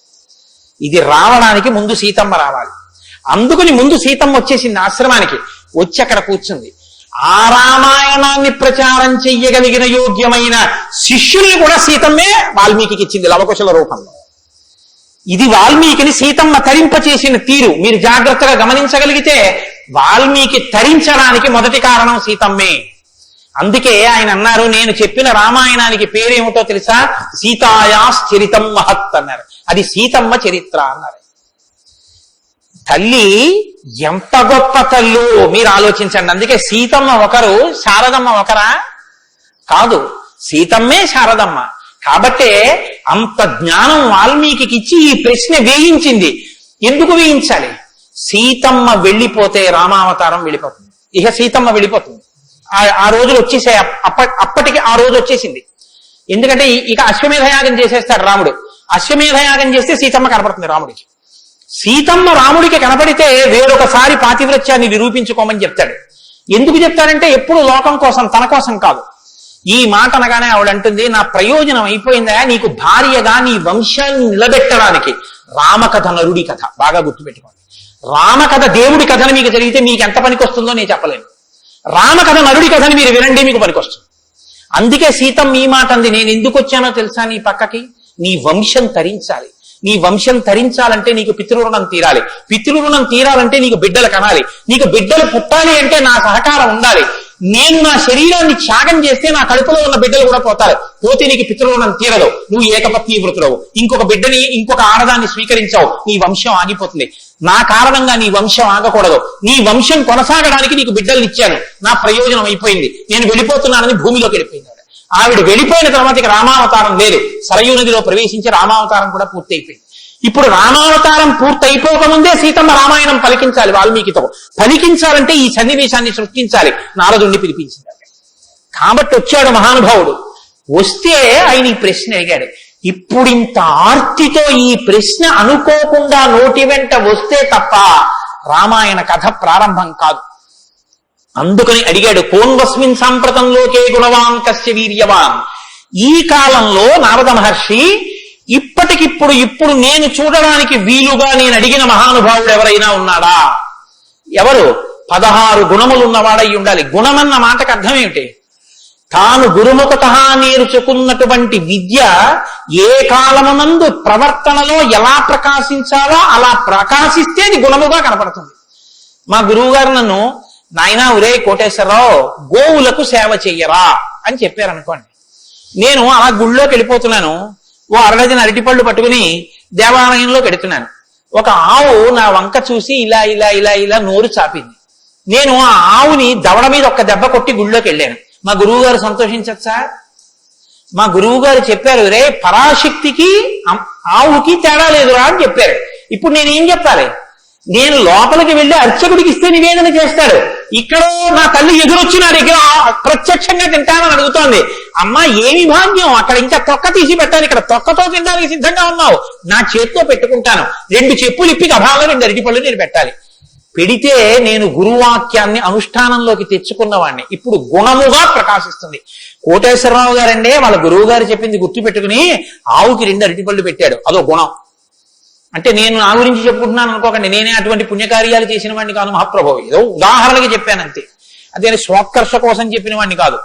కాబట్టి గుణము అంటే విన్నది, చదువుకున్నది, ప్రవర్తనయందు ఆ సందర్భంలో ప్రకటనమైతే ప్రకాశిస్తే గుణం అవుతుంది. అలా ఉన్నాయా ఎవరికైనా? అలా ఉన్నవాడు ఉన్నాడా?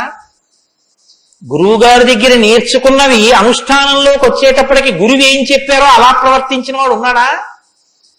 మీరు ఇలా వినండి రామాయణాన్ని. ఇంక తర్వాత కోన్వస్మిన్ సంప్రదంలోకే ఎప్పుడో కాదు వామనమూర్తి ఉన్నారు, నరసింహావతారం ఉందని చెప్పకు. ఇప్పుడున్నాడా? ఇది వాల్మీకి ప్రశ్న. కోన్వస్మిన్ సంప్రదంవాన్ కస్య వీర్యవాన్. వీర్యవాన్ అంటే వీర్యవంతుడు ఉన్నాడా? వీర్యవంతుడంటే ఎటువంటి యుద్ధం వచ్చినా చెక్కు చెదరకుండా తానుగా నిలబడి తనలో ఏ మార్పు లేకుండా బయట మార్పు తేగలిగిన వాడు, ఎంతమందినైనా పడగొట్టగలిగిన వాడు, అటువంటి వాడు ఉన్నాడా? ఉంటే వీర్యవాన్. కోన్వస్మిన్ సంప్రదంలోకే గుణవాన్ కస్య వీర్యవాన్ ధర్మజ్ఞశ్చ. ధర్మం తెలుసుకున్నవాడు ఉన్నాడా? ధర్మం తెలియడం అంటే మీరు బాగా గుర్తుపెట్టుకోండి, ధర్మం తెలియడం అంటే ఏమిటో తెలుసా అండి? అధర్మం కూడా తెలియడం. ధర్మమే తెలిస్తే పూర్ణత్వం కాదు. ధర్మం తెలియడం అంటే అధర్మం కూడా తెలియడం.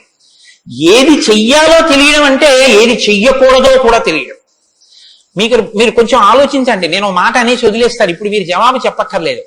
చెయ్యమన్నది చెయ్యడం తేలిక, చెయ్యొద్దన్నది వదిలేయడం తేలిక. చెయ్యొద్దన్నది వదిలేయడమే చాలా కష్టం. మీరు చూడండి, నేను మంత్రం ఇస్తాను, 11 మార్లు చెయ్యండి రోజు, ఒక్క మాట కూడా మీకు కోతి గుర్తు రాకూడదన్నాను అనుకోండి, అలా చేయగలరా? ఇది వద్దు అని ఏదంటామో అదే చేయబుద్ధి చేస్తుంది. దేవుడికి 2 అగరత్తులు పెట్టు అన్నాను అనుకోండి, భయానికో భక్తికో 2 అగరత్తులు వెలిగించేయడం తేలిక. వద్దన్నది చేయకుండా ఉన్నవాడు ప్రజ్ఞావంతుడు. వద్దన్నది చేయకుండా ఉండాలంటే అధర్మం తెలియాలి కదండి. అధర్మం తెలియడం, ధర్మం తెలియడం, ధర్మం పాటించడం, అధర్మం విడిచిపెట్టడం, అధర్మం చేసిన వాడిని కూడా ఉండకుండా చేయడం, ఎందుకంటే వాడి వల్ల ధర్మం వ్యాప్తి చెందకుండా. ఇది ధర్మం తెలియడం. కాబట్టి ధర్మజ్ఞశ్చ కృతజ్ఞశ్చ. కృతజ్ఞశ్చ అంటే ఎవరో తనకు ఒక ఉపకారం చేశాడు, వాడు అదృష్టం అండి నన్ను సేవించుకున్నాడు అండం కాదు, ఎంత మహానుభావుడండి, నిజంగా నాకు ఎంత ఉపకారం చేశారండి, ఎంత ఉపకారం చేశారండి అని తలుచుకు పొంగిపోగలిగినటువంటి మనసు ఉండడం. అసలు మనుష్య జన్మకు ఉండవలసిన ప్రధాన లక్షణం అదేనండి. కృతజ్ఞో నాస్తి నిష్కృతి. కృతజ్ఞత లేని వాడికి నిష్కృతి లేదు. అటువంటి కృతజ్ఞత ఉన్నవాడు ఉన్నాడా లోకంలో ఎవరైనా? ధర్మజ్ఞశ్చ కృతజ్ఞశ్చ సత్యవాక్యో. ఎప్పుడూ సత్యమే మాట్లాడాలి, నిన్ను విరిగి మీద పడిపోని నేను సత్యమే చెప్తాను అని వ్రతం పట్టినవాడు ఎవరైనా ఉన్నాడా? సత్యవాక్యో దృఢవ్రత. ఒక పని మొదలు పెడితే అనుకున్నాం కాదండి అది అలా అవుతుందా అందుకని వదిలేశాను లేండి ఇప్పుడు మార్చేశాను సంకల్పం అనకుండా తాను ఒక్కసారి నోటి వెంట ఇది చేస్తానని అంటే పిడుగులు పడిపోయినా ఆ పని చెయ్యగలిగినటువంటి వాడు, దాన్ని విడిచిపెట్టనటువంటి వాడు, అటువంటి పూనిక ఉన్నవాడు ఉన్నాడా? దృఢవ్రత. కాబట్టి కోన్వస్మిన్ సంప్రదంలోకే గుణవాన్ కస్య వీర్యవాన్ ధర్మజ్ఞశ్చ కృతజ్ఞశ్చ సత్యవాక్యో దృఢవ్రత చారిత్రేణ చకోయుక్తః. ఆయన ప్రవర్తనని చూస్తే ఇంకా మీరు వేదం చదవక్కర్లేదు. వేదం చదవక్కర్లేదంటే చదవద్దని కాదు నా ఉద్దేశం. ఆయన ప్రవర్తన చూస్తే ఆయన ఏది చేశారో అదే వేదం చెప్పింది అని గుర్తు. అటువంటి ప్రవర్తన ఉన్నవాడు ఉన్నాడా? పడుకున్నా, లేచినా, మాట్లాడినా, కూర్చున్నా, నించున్నా, నడిచినా, ఏం చేస్తున్నా ధర్మానికి అనుగుణంగా ప్రవర్తించగలిగినటువంటి నడవడి కలిగినటువంటి వాడు లోకంలో ఉన్నాడా? చారిత్రేణ చకోయుక్త సర్వభూతేషు కోహిత. ఇంత బలపరాక్రమాలు ఉండి కూడా సమస్త భూతముల పట్ల దయ కలిగిన వాడు లోకంలో ఉన్నాడా? గుండెల నిండా అంత కారుణ్యం ఉన్నవాడు ఉన్నాడా? సర్వభూతేషు కోహిత విద్వాంక, తెలుసుకోవలసినవన్నీ సమస్తము తెలుసుకున్నటువంటి విజ్ఞాని ఉన్నాడా? అటువంటి విద్వాంసుడు ఉన్నాడా? విద్వాంక కస్సమర్థశ్చ, ఎటువంటి పనైనా సరే వీరు చెయ్యలేరు అనొచ్చేమో కానీ ఆయన ఇది చెయ్యలేరని చెప్పడానికి ఒక పని లేకుండా ఏ పనులైనా చెయ్యగలిగిన వాడు ఉన్నాడా? కస్సమర్థశ్చ కశ్చైక ప్రియదర్శన, ఎప్పుడు వీరు చూసినా చూడాలనిపించేట్టుగా ఉండేవాడు ఉన్నాడా? ఆయన యుద్ధం చేస్తుంటే వింటినారి లాగుతున్నాడు, అందం. ఆయన అడవిలో నడుస్తున్నాడు, అందం. ఆయన కిరీటం పెట్టుకున్నాడు, అందం. ఆయన పాదపీఠం మీద పాదం పెట్టాడు, అందం. ఆయన జిల్లేడు పాలు పోసుకుని జటాజూటం కట్టుకున్నాడు, అందం. ఆయన ఏమీ లేదు, నారచీర కట్టుకుని కోదండం పట్టుకున్నాడు, అందం. ఆయనకి కోపం వచ్చి కన్నులు ఎర్రబారాయి, అందం. ఆయన బాలరాముడిగా పిలక పెట్టుకుని వెడుతున్నాడు, అందం. సీతమ్మతో మాట్లాడుతున్నాడు, అందం. నిద్రపోతున్నాడు, అందం. అసలు ఏది చూసినా అందం. అబ్బా ఇప్పుడు అంత బాగుంటాడండి, ఆ తర్వాత బాగుంటాడండి, కొంచెం అలంకారం చేసుకుంటాడు బాగుంటుంది అనడానికి ఎలా ఉంటుందా? ఎప్పుడు నువ్వు చూసినా అలాగే చూడాలనిపించేటట్టుగా ఉండేవాడు ఎవరైనా ఉన్నాడా? కశ్చైక ప్రియదర్శన, ఎంత పెద్ద మాట అండి. నిద్రపోతుంటే చూసావు, నిద్రపోతుంటే చూడాలండి ఆయన సౌందర్యం. ఆ మాట ఎవరికన్నా ఉంటుందండి లోకంలో? ఏమన్నా ఆయన నిద్రపోతుంటే ఎంత బాగుంటాడండి అంటారా? ఏమన్నా ఆయన నిద్ర లేచి ఒళ్ళు విరుచుకుంటుంటే చూడాలండి ఆయన అందం ఎవరికైనా ఉందా? ఆయన యుద్ధం చేస్తుంటే చూడాలండి అందం ఎవరికైనా ఉంటుందా? ఎంతటి అందగాడు రామో! ఆయన పుంసామోహన రూపాయ పుణ్య శ్లోకాయ మంగళం. ఆడవాళ్ళు మోహించడం కాదు, పురుషులు మోహించారు ఆయన్ని, అంతటి అందగాడు. కొన్ని కోట్ల మంది కంఠాలు కోసేశాడంతే రామావతారంలో, నెత్తుటిని ఏర్లు పాడించాడు, అయినా అందం. ఈ భుజాలు అందం, గడ్డం అందం, చెక్కిళ్ళు అందం, ఆ ఆజానబాహు వరవింద దళాయతాక్షం, ఆ కళ్ళందం, ఆ కనుబొమలందం, ఆ ముక్కందం, ఆ మూతి అందం, ఆ గడ్డం అందం, ఆ కంఠం అందం, అన్ని అందం. అందమే రాముడు, రాముడే అందం, రాముడే అభిరాముడు. అటువంటి వాడు ఉన్నాడా? కశ్చైక ప్రియదర్శన ఆత్మవాంకో, గొప్ప ధైర్యవంతుడు ఉన్నాడా లోకంలో? ధైర్యవంతుడు అంటే మీరు బాగా జ్ఞాపకం పెట్టుకోండి, ధైర్యవంతుడు అన్న మాటకు అర్థం ఏంటో తెలుసండి? భయం లేనివాడు అని కాదు. ధైర్యము అన్న మాటకి ఇంకో అర్థం కూడా ఉంది. ధైర్యము అంటే తాను ఏ పని మీద బయలుదేరాడో ఆ పనికి అనుగుణమైనటువంటి సంభారములను మాత్రమే దగ్గరుంచుకుని ఆ పని మీద మాత్రమే దృష్టి పెట్టి ఆ పనిని పాడు చేసేటటువంటి ఏ ఇతర ఆకర్షణీయమైనటువంటి వ్యవహారమైనా త్రోసి రాజని విడిచిపెట్టగలిగినటువంటి పూనిక ఉన్నవాడు ఉన్నాడా? నేను ఏకపత్ని వ్రతం చేస్తానన్నాడు, భార్యని రావణాసురుడు ఎత్తుకుపోయాడు, చాలా మంది వచ్చి నిలబడ్డారు. మా నాన్నగారు దక్షిణ నాయకుడు, మా వంశంలో చాలా మంది దక్షిణ నాయకులు, మా ఆవిడ దగ్గర లేదు కదండి అని ఏమైనా పొరపాటు పడ్డాడా? తాను ఏది అన్నారో రామో దీర్ణాభిభాషతే, 2 మాటలు నాకు రావమ్మా అన్నాడు అంతే. లోకంలో అవతార పరిసమాప్తి వరకంతే. అలా ఉండగలిగిన వాడు ఉన్నాడా? ఆత్మవాంకో జితక్రోధో, కోపాన్ని గెలిచిన వాడు ఉన్నాడా? కోపాన్ని గెలవడం ఏమిటండి? అది ఏమైనా ఎదురుగుండా వచ్చి నిలబడుతుందా క్రోధం? ఎలా గెలుస్తారు అంటే క్రోధం ఎక్కడి నుంచి వస్తుందో మూలస్థానాన్ని గుర్తెరగడం, వికార కారణాన్ని తెలుసుకోవడమే క్రోధాన్ని గెలవడం. అంటే మీరు చూడండి, నాకండి ఎంత కోపం వచ్చేసిందో అంటాడు. ఎంత కోపం వచ్చేసిందోకి ఎక్కడి నుంచి వచ్చింది? ఇక్కడి నుంచే రావాలి కోపం. ఇక్కడి నుంచి రావడానికి అనువైన అవకాశం, వాతావరణం నువ్వు ఇస్తే రావడానికి సిద్ధంగా ఉంటుంది. మంట పుట్టడానికి సిద్ధంగా ఉన్నట్టు ఉంటుంది. నువ్వు అది పుడితే ఎంత వికారంగా ఉంటావో, నీ ముఖం ఎలా ఉంటుందో, ఎంత జేవురించుకుని ఉంటుందో, ఎలా అరుస్తావో, నీ చేతులు ఎలా ఉంటాయో, ఓసారి ఆ టైంలో వీడియో తీసి చూసుకో ఎలా ఉంటుందో. అసహ్యం వేస్తుంది మన మీద. మనకి అదేంటంటే అలా ఉన్నాననిపిస్తుంది. ఇన్ని వికారములు ఇది వస్తే వస్తున్నాయని తెలుసుకుని అది రాకుండా తొక్కి పెట్టగలిగిన వాడు ఉన్నాడా? అలా ఉంటే జితక్రోధో, అలాంటి వాడు ఉన్నాడయా లోకంలో? ఆత్మవాంకో జితక్రోధో ద్యుతిమాంకో, అపారమైనటువంటి కాంతి కలిగిన వాడు ఉన్నాడా?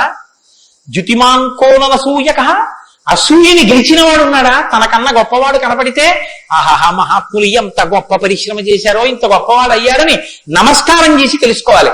తనకన్నా తక్కువ వాడు కనపడితే ఈశ్వరానుగ్రహంతో ఈయన వృద్ధిలోకి రావాలనగలగాలి.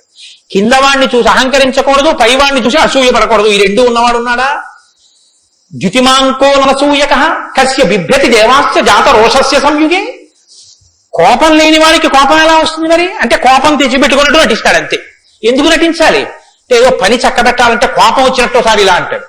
అనేటప్పటికి అమ్మ బాబు ఆయన కోపం వచ్చిందంటే హడిలిపోయి అందరూ జాగ్రత్తగా ఉంటారు. ఎవరికి కోపం వచ్చిందని అనిపిస్తే 33 కోట్ల మంది దేవతలు కూడా ఉనికిపోతారో అలా కోపాన్ని తెచ్చి పెట్టుకునేవాడే తప్ప అసలు కోపం రావడం అన్నది లేనివాడు ఒకరిలో ఉన్నాడా?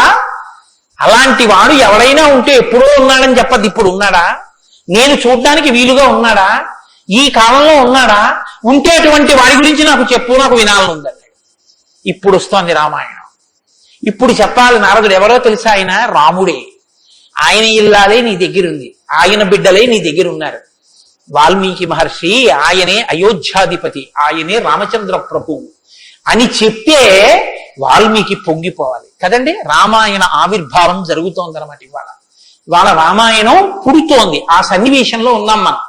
ఇప్పుడు ఈ మాటలు అడిగితే వాల్మీకి మహర్షి చాలా చమత్కారమైనటువంటి జవాబు ఒకటి చెప్పారు. ఆయన అన్నారు, బహవో దుర్లభాశ్చైవ ఏత్తయా కీర్తితా గుణాః మునే వక్షామ్యహం బుద్ధ్వా తేర్యుక్త శ్రూయతాన్నరః. చాలా క్లిష్టమైనటువంటి ప్రశ్న ఒకటి అడిగావు. సాధారణంగా లోకంలో మానవుల్లో నువ్వు అడిగినటువంటి 16 గుణములు ఒక వ్యక్తి యందు ప్రకాశించేటటువంటి వాడు ఉండడు. కాబట్టి ఇప్పుడు ఎవరై ఉండాలి? నరోత్తముడై ఉండాలి, సాక్షాత్ శ్రీ మహావిష్ణువు అయి ఉండాలి. అటువంటి వాడే కాని నరుడిగానే ఉన్నాడు. ఇప్పుడు ఆయన విష్ణు అంటే ఆయనే అంగీకరించాడు. ఆయన నేను నరుణ్ణి అంటాడు, నేను దాశరథిని అంటాడు, నేను దశరథ మహారాజు కొడుకునయ్యా అంటాడు. నరుడిగా ఈ లోకంలో తిరుగుతున్నవాడు ఉన్నాడు. అటువంటి వాడి గురించి చెప్తాను, జాగ్రత్తగా వినన్నాడు. ఇది సంక్షేప రామాయణం. 100 శ్లోకాలతో ఇక్కడ ప్రతిరోజు సంక్షేప రామాయణం జరుగుతోంది అని అన్నారే. సంక్షేప రామాయణాన్ని పెద్దలు సంప్రదాయంలో ఏమని పిలుస్తారో తెలుసండి? మాలామంత్రము అని పిలుస్తారు.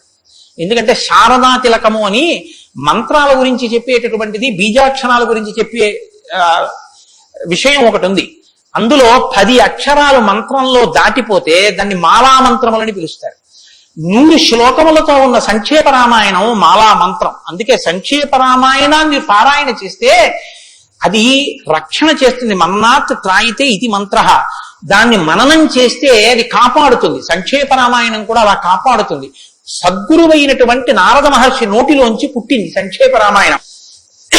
యోగులు రమించడం అంటే బాహ్యంలో తిరిగేటటువంటి మనస్సుని బుద్ధిని నిగ్రహించి వెనక్కి తిప్పి ఆత్మలోకి దింపి తాను ఒకటిగా నిలబడిపోయి పొందేటటువంటి ఆనందమేదో అది సాకారములు పొందితే రాముడు.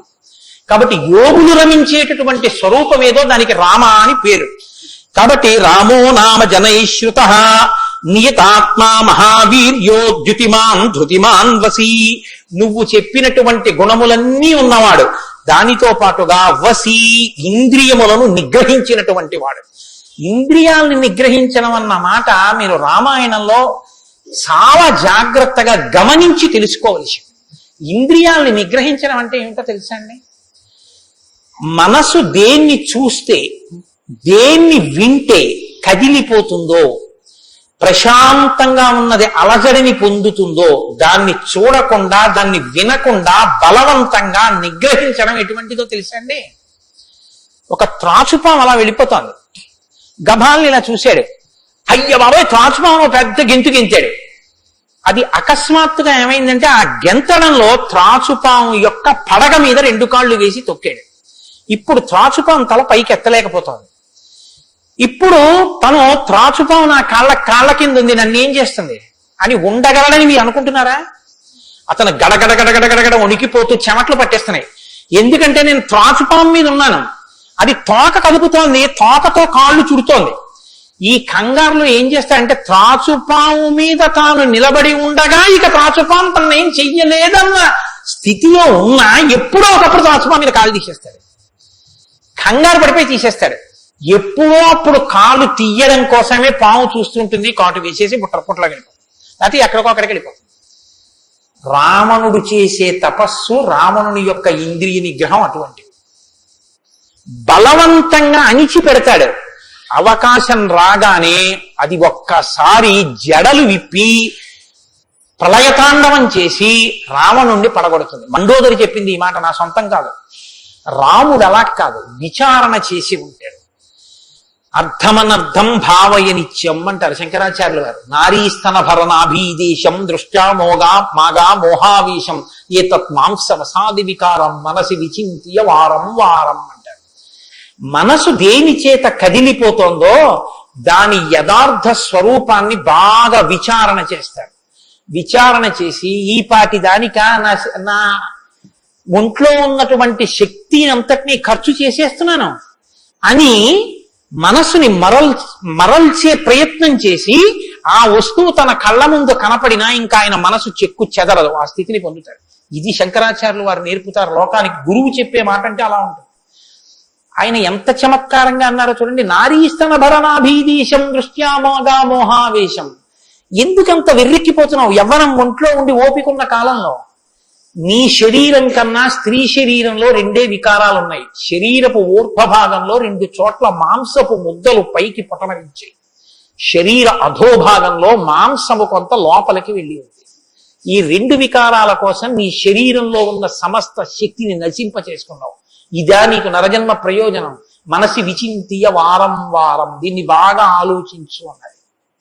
ఇది పట్టుకుందనుకోండి, కంటిని మనసుని కంటితో చూడడం వల్ల కదపగలిగిన మనసుకి ఇప్పుడు ఆ వస్తువు కనపడినా ఇక మనసు కదలదు. ఇది ఇంద్రియ నిగ్రహం అంటారు. ఇంద్రియాలని జయించడం అంటే అది. ఇది రాముడు. అందుకే ధృతిమాన్ వసి, అపారమైన శక్తితో ఉంటాడు, సంకల్ప శక్తితో ఉంటాడు, ఇంద్రియములను జయించిన వాడై ఉంటాడు. బుద్ధిమాన్ నీతిమాన్ వాగ్మి శ్రీమాన్ శత్రునిబర్హణ విపులాంసో మహాబాహు కంబుగ్రీవో మహాహను. నిజంగా శ్రీరామాయణాన్ని ప్రతి శ్లోకం ప్రతి మాట వ్యాఖ్యానం చేస్తే 42 రోజులు ఏమిటండి? నేను రిటైర్ అయిపోయే వరకు చెప్పినా శ్రీరామాయణం అయ్యేదేం కాదు. కానీ ఏదో 42 రోజుల్లో పూర్తి చేశాను అనిపించుకోవడం అంతే. కాబట్టి బుద్ధిమాన్ నీతిమాన్ వాగ్మి, అన్ని విద్యలు తెలుసున్నవాడు, శ్రీమాన్ ఐశ్వర్యం ఉన్నవాడు, శత్రు నిబర్హణ శత్రువులను నిగ్రహించగలిగిన వాడు, విపులాంశో ఎత్తైన మూపున్నవాడు, మహాబాహు బలిషిన బాహువులున్నవాడు, కంబుగ్రీవు శంఖం వంటి కంఠం ఉన్నవాడు, మహాహను చెక్కిళ్ల పైభాగం చాలా ఉన్నతంగా ఉన్నటువంటి వాడు. అటువంటి మహానుభావుడు ఈ లోకంలోనే ఉన్నాడు. ప్రజాపతి సమశ్రీమాం ధాతారి పురుషూదన రక్షితా జీవలోకస్య ధర్మస్య పరిరక్షిత రక్షితా స్వస్య ధర్మస్య స్వజనస్య చ రక్షిత వేదంగతత్వజ్ఞో ధనుర్వేదే చ నిష్ఠిత. ఎంత గొప్పగా మాట్లాడారండి నారద మహర్షి. నిజంగా ప్రజాపతి సమశ్రీమాన్, ఈ ప్రపంచాన్నంతటినీ పోషించగలిగినటువంటి వాడు, సాక్షాత్ శ్రీ మహావిష్ణువు. ధాతారి పునిషూదన శత్రువులను నిగ్రహించగలిగిన వాడు, రక్షిత జీవలోకస్య ఈ లోకాలన్నింటినీ రక్షించగలిగిన వాడు, ధర్మస్య పరిరక్షిత ధర్మాన్ని రక్షించేటటువంటి వాడు. ధర్మాన్ని రక్షిస్తాడు కాబట్టి అధర్మాన్ని నిగ్రహిస్తాడు కూడా. ధర్మస్య పరిరక్షిత రక్షిత స్వస్య ధర్మస్య, తన ధర్మాన్ని తాను రక్షించుకుంటాడు.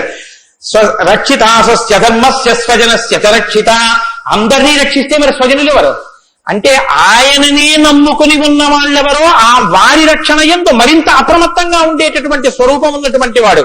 అటువంటి వాడు సచ సర్వగుణోపేత కౌసల్యానందవర్ధన సముద్రైవ గాంభీర్యే ధైర్యేణ హిమవానివా. ఇందులోంచేనండి వాల్మీకి మహర్షి చెప్పిన శ్లోకాల్లోంచే తర్వాత ఉపమానాలన్నీ వచ్చాయి. ఇప్పటికీ మనం చూడండి, ఆయన మేరునగ ధీరుడండి అంట. ఆయన్ని పోల్చి చెప్పేటప్పుడు హిమవత్ పర్వతము వంటి వాడు, సముద్రము వంటి గాంభీర్యం ఉన్నవాడు అని చెప్పారు నారద మహర్షి. సముద్రం చూడండి ఎంత గంభీరంగా ఉంటుందో. సముద్రం కడుపులో ముత్యాలు, రత్నాలు, వజ్రాలు ఇన్ని ఉంటాయి. ఇన్ని ఉన్నా కప్పి ఉంచుతుంది. సముద్రంలో బడబాగ్ని ఉంటుంది, కానీ తాను మాత్రం చల్లగా ఉంటుంది. సముద్రం ఒడ్డుకొస్తుంది, వచ్చి మీ కాళ్ళు తాను కడుగుతుంది. చేతకానిది ఎదురొచ్చి మీ కాళ్ళు కడిగిందని మీరు ధూర్తతనంతో లోపలికెడితే మిమ్మల్ని తనలో కలుపుకుంటుంది. ఎదురొచ్చి మీ దగ్గరికి వస్తోంది కదా అని మీ కాలి చెప్పు తీసి అందులో వేస్తే తీసుకొచ్చి అవతల బారేస్తుంది ఒడ్డున. ఇది సముద్రం యొక్క గాంభీర్యం. తాను ఉప్పు కయ్యగా ఉంటుంది, పర్వదిన స్నానానికి పనికొస్తుంది. ఇన్నిటిని కప్పిపుచ్చి నిలబడగలిగినటువంటి స్వరూపం సముద్రం. కడుపులో బడబాగ్ని ఉన్న, సీతాపహరణమే జరిగిన, తండ్రే మరణించిన, రాజ్యమే పోయిన, అరణ్యంలో తిరిగిన, జుట్టు తీసేసిన, జిల్లేడు పాలు పోసుకుని ఆఖరికి ఆ జటలు కట్టుకున్న, నారచీర కట్టుకున్న, పాదాలకి చెప్పులే లేకపోయినా, అగ్నిహోత్రాన్ని చంకన తగిలించుకున్న, అడవిలో మృగాన్ని బాణం పెట్టి కొట్టి చర్మం ఒలిచి మాంసం తీసి తెచ్చి సీతమ్మ వండితే తప్ప తినలేని స్థితిలో రాజారాముడైనటువంటి వాడు బ్రతకవలసి వచ్చిన తెల్లవారుజామున 4 గంటల సమయంలో దాహమేస్తున్న ఏనుగు నదిలో తొండం పెట్టి నీళ్లు తాగడానికి కూడా భయపడినంత చలికాలంలో కూడా వెళ్లి స్నానం చెయ్యగలిగిన మొనగాడు. ఇన్ని కష్టాలు కడుపులో పెట్టుకుని కూడా పైకి చెక్కు చెదరకుండా ఉండగలిగినటువంటి గంభీరమూర్తి ఆయనయా రాముడంటే అన్నాడు నారదుడు. కాబట్టి సముద్రయివ గాంభీర్యే ధైర్యేన హిమవానివా, ధైర్యంలో హిమవత్ పర్వతం వంటివాడు. పర్వతాన్ని చూడండి, వర్షధారల చేత కొట్టబడుతుంది, పిడుగులు పడిపోతాయి. ఆ పర్వతం మీదే చెట్లు పెరుగుతాయి, ఆ పర్వతం మీదే సింహాలు తిరుగుతాయి, పులులు తిరుగుతాయి. ఆ సముద్రానికి కన్నాలు పెట్టి పావులు పడుకుంటాయి. చిట్టెలుకలు కన్నాలు చేసి ఆ పర్వత పాదాల మీద తిరుగుతూ ఉంటాయి. ఎలుక కన్నం పెట్టి తనలో దూరిందని బెంగ పెట్టుకోదు, ఒక ధూర్తుడు కాళ్లతో పైకెక్కాడని బెంగ పెట్టుకోదు, వర్షధారలు కొట్టాయని కదలదు, పిడుగులు పడ్డాయని చిక్కు చెదరదు, పులులు సింహాలు తిరుగుతున్నాయని బెంగ పెట్టుకోదు, మహాత్ములు తన మీద నడుస్తున్నారని పొంగిపోదు, తన మీద ఈశ్వరుడి దేవాలయం కట్టారని పరవశించిపోదు, తాను అలాగే నిలబడి ఉంటుంది. చెక్కు చెదరక నిలబడగలిగినటువంటి పర్వతం ఎటువంటిదో రాముడు అటువంటి వాడు. ఇది నారదుడు ఒక నరుడిగా ఆయనకున్న లక్షణాలు చెప్తున్నాడు. ఇవి నీవు సంతరించుకో, కొన్నైనా ప్రతిదానికి విచలితుడమైపోవడం కాదు, ప్రతి చిన్నదానికి కదిలిపోవడం కాదు, ధైర్యంగా నిలబడగలగాలి. నాకు కాకపోతే ఎవరికి వస్తాయి? కష్ట సుఖాలు అనేటటువంటివి చేసుకున్న కర్మను అనుసరించి అని నిలబడగలిగినటువంటి స్థితి రామాయణం ఇస్తుంది. విష్ణునా సదృశో వీర్యే సోమవత్ ప్రియదర్శన కాలగ్ని సదృశ క్రోధే క్షమయా పృథివీ సమః. ఏమి శ్లోకాలు వాడారండి సంక్షేప రామాయణంలో మహానుభావుడు. విష్ణునా సదృశో వీర్యే, ఆయనతో పోల్చడానికి విష్ణు ఒక్కడే ఉన్నారు. ఎందుకంటే ఇంకా ఆయనతో పోల్చడానికి అటువంటి వాడు ఇంకొకడెవరుంటారు? విష్ణువుతోనే పోల్చాలి. కాబట్టి విష్ణువుతో సమానమైన వాడు.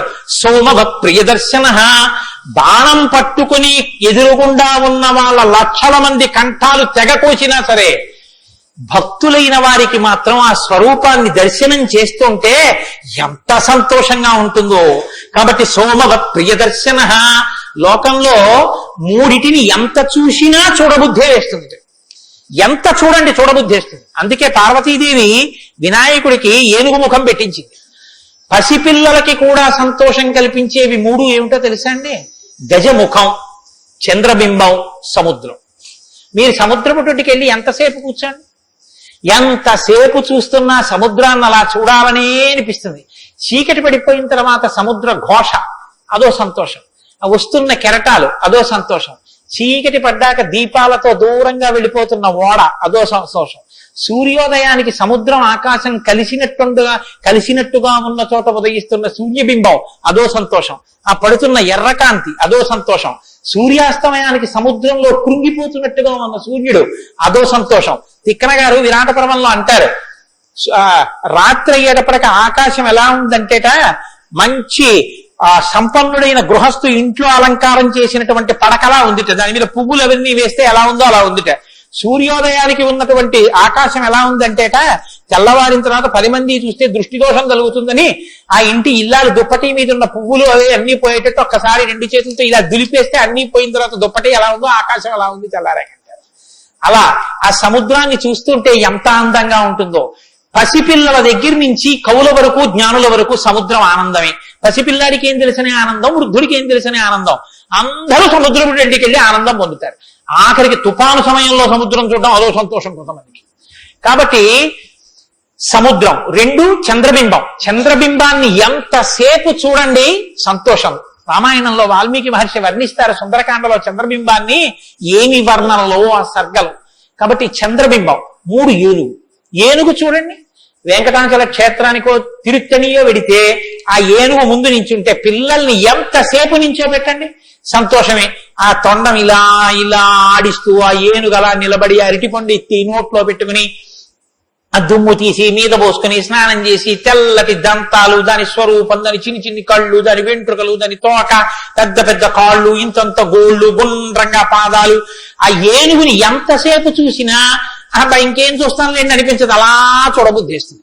అలా చూడబుద్ధి వేస్తుంది కాబట్టి ధ్యానం చేసేటప్పుడు ముందు గణపతి యొక్క ముఖాన్ని తదేకంగా చూస్తే ఆ ధ్యాన నిష్ట చేత విఘ్నములు తొలగిపోతాయి. కాబట్టి పరమేశ్వరుడు అందరూ తొందరగా దృష్టి పెట్టి చూడడానికి వైముఖ్యం కలగనటువంటి ముఖాన్ని నా కొడుక్కి పెడితే అందరికీ ఉపకారం జరుగుతుందని ఏనుగు తలకాయ తీసుకొచ్చి వినాయకుడికి పెట్టాడు. అది కారణం. వినాయకుడికి ఏనుగు తలకాయ ఉండడానికి కారణాల్లో అదొకటి. కాబట్టి నాసదృశో విష్ణు నాసదృశో వీర్యే సోమవత్ ప్రియదర్శన కాలాగ్ని సదృశ క్రోధే. క్రోధం, కోపం వచ్చిందా కాలాగ్ని ఎటువంటిదో అటువంటి వాడు. క్షమయా పృథివీ సమః. ఈ భూమికి ఎంత ఓర్పు, రాముడికి అంత ఓర్పు. నిద్ర వేస్తూనే భూమిని తంతాం, భరిస్తుంది. మలమూత్రాలు భూమి మీద విసర్జిస్తాం, భరిస్తుంది. ఉమ్మి భూమి మీద వేస్తాం, ఊరుకుంటుంది. పోనీ ఏదో పొరపాటున వచ్చింది వేరు. కావాలని ఒక రకమైన తాంబూలం వేసుకుని బొమ్మడమే ప్రయోజనంగా నెత్తురు కక్కుకునేవాడు కక్కుకున్నట్టు భూమి మీద ఎర్రటి మరకలు పడేటట్టు అదే పనిగా ఉమ్మి వేసేటటువంటి వాడిని కూడా భరించినటువంటి భూమాత యొక్క ఓర్పుని ఎంత స్తోత్రం చేయాలి నిజంగా. కాబట్టి అన్నం కావాలి, నాగలి పెట్టి అమ్మ గుండెల మీద చీరుతాం.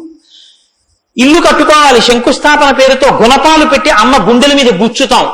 ఆఖరికి ఇంత సంపాదించి ఇంత కీర్తి తెచ్చి మా నాన్నగారు, మా బాబాయ్ గారు, మా మేనమామ, మా ఆయన ఇన్ని బంధుత్వాలు పెట్టుకున్న వాళ్ళు ఆ ఊపిరి ఆగిపోగానే తీసుకెళ్లి బయట చిరిగిపోయిన బొంతో చాపో వేసి పడుకోబెట్టి కొత్త చాప తెచ్చి 4 కర్రలకేసి తాడేసి కట్టి తీసుకెళ్లిపోతుంటే ఆఖరణ పుచ్చుకునేది ఈ తల్లి ఒక్కతే.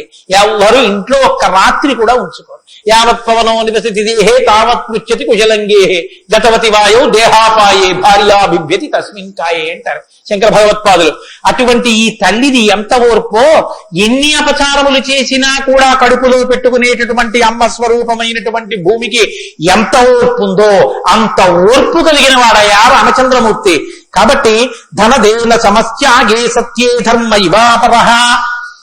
కుబేరుడు ఎంతటి ధనవంతుడో అంతటి మహానుభావుడు, అటువంటి త్యాగం ఉన్నవాడు. సత్యే ధర్మ ఇవాపరః.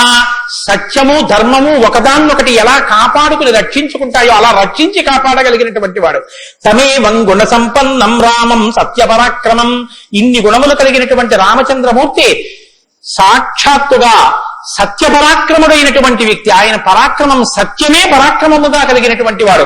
అటువంటి వాడు రామచంద్రమూర్తిని ఆ రాముని యొక్క కథని సంక్షేపంగా చెప్పారు. సంక్షేపంగా అంటే వివరంగా కాదు, బాగా గుర్తుపెట్టుకోండి. వివరంగా చెప్పలేదు, కేవలం ఏదో విహంగ వీక్షణం అంటారు చూసారా, ఒక్కసారి స్థాళీపులాక న్యాయంగా ఒకసారి అలా చెప్పేశారు. అది ఎంత తేలిగ్గా చెప్పేశారంటే సజగామ వనం వీర ప్రతిజ్ఞామనుపాలయన్ పితుర్వచన నిర్దేశాత్ కైకయ్యా ప్రియకారణాత్ అంటూ. కానీ సంక్షేప రామాయణ శ్లోకాలండి, అవి నిజంగా మంత్రాలే. దశరథ మహారాజు గారు లేక లేక లేక లేక సంతానం కలగలేదని బెంగ పెట్టుకుని అశ్వమేధయాగం చేసి తత్పాపాన్ని పోగొట్టుకుని పుత్రకామేష్టి చేస్తే యజ్ఞపురుషుడు ఆవిర్భవించి ప్రసాదాన్ని ఇస్తే ఆ పాయసాన్ని అనురూపలైనటువంటి తన భార్యలు స్వీకరిస్తే పెద్ద భార్య అయినటువంటి కౌసల్యాదేవి యొక్క గర్భాన్ని జనించినటువంటి సాక్షాత్ విష్ణు స్వరూపుడైన ధర్మాత్ముడైన రామచంద్రమూర్తి పినతల్లి అయిన కైకమ్మ 14 సంవత్సరములు అరణ్యవాసం చేసి రాజ్యాభిషేకాన్ని విడిచిపెట్టుకోవాలి రామచంద్రమూర్తిని 2 వరములు రాత్రికి రాత్రి దశరథ మహారాజు గారిని అడ్డుపెట్టి నిగ్రహిస్తే తండ్రిని సత్యవాక్యమునందు నిలబెట్టడం కోసమని రామచంద్రమూర్తి రాజ్యాన్ని పరిత్యజించి నారవస్త్రాలు కట్టుకుని చెప్పులు కూడా విడిచిపెట్టి మహానుభావుడు అరణ్యానికి బయలుదేరి వెళ్ళిపోతున్నారు. ఆ వెళ్ళిపోతున్నటువంటి సమయంలో రామస్య దయితా భార్య నిత్యం ప్రాణ సమాహిత జనకస్య కులే జాతా దేవమాయేవ నిర్మిత సర్వలక్షణ సంపన్నా నారీణాం ఉత్తమామధూః సీతాప్యనుగతా రామం శిశిరం రోహిణీ యథా. సాక్షాత్తుగా దేవమాయయే శ్లోకంలో ఉన్న సౌందర్యమంతా రాశీభూతమై ఒక స్త్రీ రూపంలో వచ్చిందా అన్నంతగా కనపడేటటువంటి సీతమ్మ తల్లి, జనక మహారాజు గారి యొక్క పుత్రి, అయోనిజ అయినటువంటి తల్లి, స్త్రీలలో ఉత్తమమైనటువంటి రత్నంగా చెప్పబడినటువంటి తల్లి, సర్వలక్షణ సంపన్న అయినటువంటి సీతమ్మ చంద్రుణ్ణి రోహిణి ఎలా అనుసరిస్తుందో అలా కష్టసుఖాల్లో నీతో కలిసి ఉంటాను తప్ప నేను అంతఃపురంలో ఉండను అని చెప్పి రామచంద్రమూర్తితో కలిసి అరణ్యవాసానికి బయలుదేరింది. సోదరుడైనటువంటి లక్ష్మణుడు కూడా రామచంద్రమూర్తితో బయలుదేరాడు.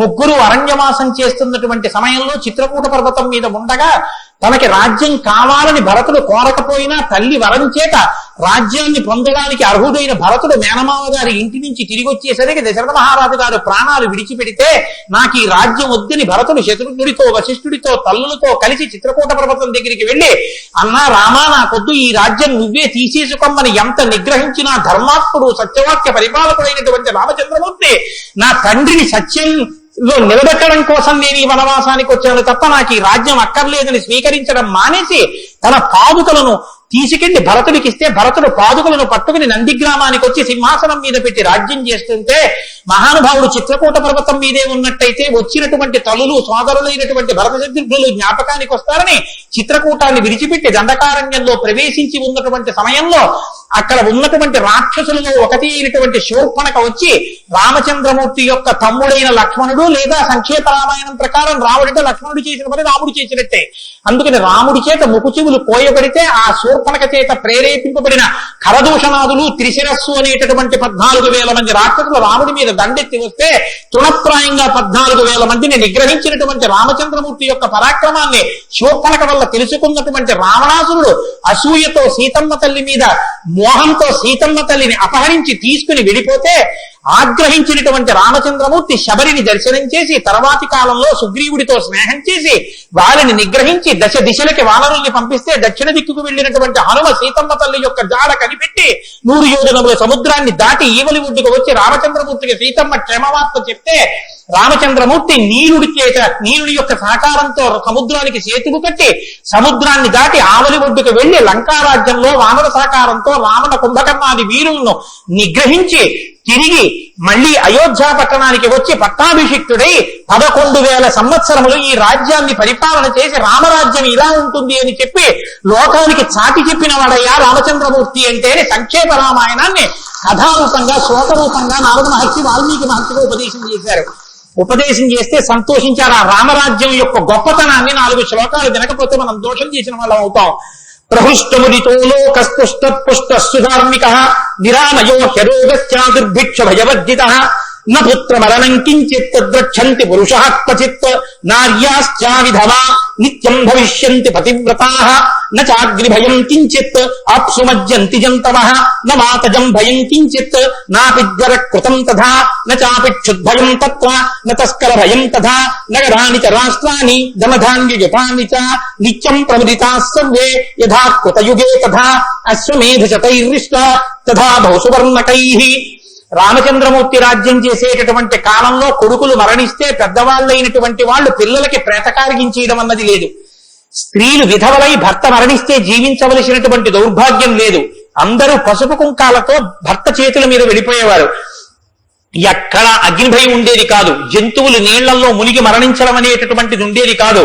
వాత భయం కానీ, అనారోగ్యాలు కానీ, జ్వరాలు ఏర్పడడం కానీ, భయంకరమైన వ్యాధులు పటమరించడం కానీ, దొంగతనం కానీ, క్షుద్బాధ కానీ, ఆకలితో అలమటించడం కానీ, అశాంతి కానీ లోకంలో ఎక్కడా లేవు. అశ్వమేధాది యాగములను చేసి ఎంతో మంది బ్రాహ్మణులకి బంగారాన్ని దానం చేశాడు. గవాం కోట్యయుతం దత్వా బ్రహ్మలోకం ప్రయాస్యతి అసంఖ్యేయం ధనం దత్వా బ్రాహ్మణేభ్యో మహాయశాః. కొన్ని కోట్ల గోవులు దానం చేశాడు, కొన్ని కోట్ల బంగారు నాణెములు దానం చేశాడు. 10 వర్ష సహస్రాణి 10 వర్ష శతాని చ రామో రాజ్యముపాసిత్వా బ్రహ్మలోకం గమిష్యతి. రామో రాజ్యముపాసిత్వ, రాజ్యాన్ని ఉపాసన చేశాడు మహానుభావుడు. అంత గొప్ప పరిపాలన చేసి 11,000 సంవత్సరముల పరిపాలన తర్వాత బ్రహ్మలోకాన్ని చేరుకున్నాడు. ఇదం పవిత్రం పాపఘ్నం పుణ్యం వేదైశ్చ సంవితం. ఈ రామాయణ కథ ఉన్నదే, ఈ రామాయణ కథ పాపములన్నింటినీ పోగొడుతుంది. ఇది వేదములతో సమానమైనది. యప్పతే రామచరితం సర్వపాపై ప్రముచ్యతే. ఎవరు ఈ రామ కథని వింటున్నారో వాళ్ళకి సర్వ పాపములు తొలగిపోతాయి. సత్యం సత్యం పునఃసత్యం, ఇందులో అనుమానమేమీ లేదు. ఏతదాఖ్యానమాచిత్యం పఠన్ రామాయణన్నర. ఎవరు ఈ రామాయణాన్ని చదువుకుంటున్నారో వింటున్నారో వాళ్ళకి ఆయుష్యం నిలబడుతుంది, అపమృత్యు దోషం తొలగిపోతుంది. సపుత్ర పౌత్ర సగణ ప్రేత్య స్వర్గే మహీయతే. పుత్రుల్ని కొడుకుల్ని మనవల్ని చూసిన తర్వాత 3 తరాలు చూసిన తర్వాత సంతోషంతో సుఖశాంతులతో ఇహమనందు జీవించే ఆఖరున తేలికగా శరీరం నుంచి ప్రాణం విడిపోయి జీవుడు సంతోషంగా భగవన్నామని చెప్తూ స్వర్గలోకాన్ని చేరుకుంటాడు. ఇంతటి గొప్ప అనుభూతిని ఐశ్వర్యాన్ని అనుగ్రహించగలిగినటువంటి శక్తి కలిగినటువంటిది రామాయణం. కాబట్టి ఎల్లరూ ఈ రామాయణాన్ని చదువుకోవాలి, వినాలి, ధరించాలి అని నారద మహర్షి వాల్మీకి మహర్షికి చెప్తే తదేక ధ్యానంతో ఆ మాలామంత్రంగా వినపడిన సంక్షేప రామాయణాన్ని విని పొంగిపోయిన హృదయంతో తన్మయత్వంతో ఉన్నటువంటి వాల్మీకి మహర్షి యొక్క స్థితి దగ్గర ఇవాల్టి ఉపన్యాసాన్ని పూర్తి చేస్తున్నారు. రేపటి రోజున అసలు ఎలా ఆవిర్భవించిందో, తన్మయత్వంలో ఉన్న వాల్మీకి మహర్షి ఎలా బయలుదేరారో, రామాయణం ఎలా వచ్చిందో, ఏం జరిగిందో ఆ విషయాన్ని మీకు మనవి చేసి రామాయణ కథా ప్రారంభం చేసి అనుగ్రహాన్ని రామచంద్ర ప్రభు నాకు కృప చేయుగాక. రేపు ఖచ్చితంగా 6:30 కథా ప్రారంభం అయిపోతుంది. లేకపోతే 7 రోజుల్లో బాలకాండ పూర్తి కాదు కాబట్టి. మంగళాశాసనపరై మదాచార్య పురోగమై సర్వైశ్చ పూర్వైరాచార్యై సత్కృతాయాస్తు మంగళం.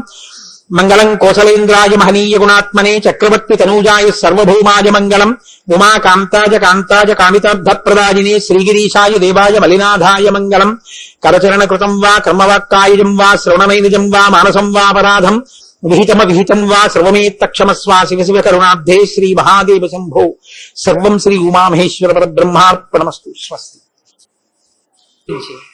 శ్రీరామాయణం వినడం ఒక మహద్భాగ్యం. నన్ను నమ్మండి, నేను చెప్తున్నానని నేను చెప్పట్లేదు. జీవితంలో రామాయణం వినడం అనేటటువంటిది కొన్ని కోట్ల కోట్ల కోట్ల జన్మల తర్వాత లభించేటటువంటి అదృష్టం. అందున సంపూర్ణ రామాయణం బాలకాండ నుంచి పట్టాభిషేకం వరకు ఏకబిగిన మండల కాలం రామాయణం వినడం అనేటటువంటిది సంభవం అయ్యేటటువంటి విషయం కాదు. అది కేవలం పూర్వపుణ్యం రామానుగ్రహం ఉంటేనే సాధ్యమయ్యేటటువంటి విషయం. అటువంటి రామ కథ విన్న తరువాత మనం కేవలం లేచి వెళ్ళిపోవడం వల్ల ప్రయోజనం కన్నా రామనామాన్ని చెప్పి విడితే చాలా బాగుంటుంది. రామనామం కేవలం రామ అనడం కన్నా పెద్దలు మనకు ఒక మార్గాన్ని ఇచ్చారు. రామ రామ రామ అని 3 మాటలంటే ఆ రోజున వాళ్ళు విష్ణు సహస్రం చెప్పిన ఫలితం. అది ఇంట్లో అంటేనే అంత ఫలితం ఇస్తే ఒక దేవాలయ ప్రాంగణంలో, అది జగద్గురు పీఠ ప్రాంగణంలో ఎంత శక్తివంతం ఆలోచించండి. అందుకే రామ రామ రామ 1000 ఎలా అవుతుందని మీకు అనుమానం ఉండొచ్చు. అక్షరాల్ని అంకెల్లోకి మార్చే సంప్రదాయం ఉంది. 2 మా 5 రామ రామ రామ అంటే 2 5 2 × 5 × 2 × 5 × 2 × 5 2 5 10 10 2 20 20 100 100 200 205 1000 సహస్రనామ తత్తుల్యం రామనామ వరాననే. కాబట్టి శ్రీరామ రామ రామ అంటే విష్ణు సహస్రం చెప్పి వెళ్ళిపోయింది. కాబట్టి నేను మకుటం అంటూ ఉంటాను. మకుటం మీరందరూ కానీ నేను దానికి వివరణం ఒకటి అంటూ ఉంటాను. మీరు మీ అందరూ కూడా చక్కగాను రామనామము రామనామము రమ్యమైనది రామనామము అని మీరంటారు. ఉండండి, మీ త్వర చాలా గొప్పది. అలా అంటే రామనామము రామనామము రమ్యమైనది రామనామము అలా అన్నప్పుడు 3 మాటలు రామ రామ రామ.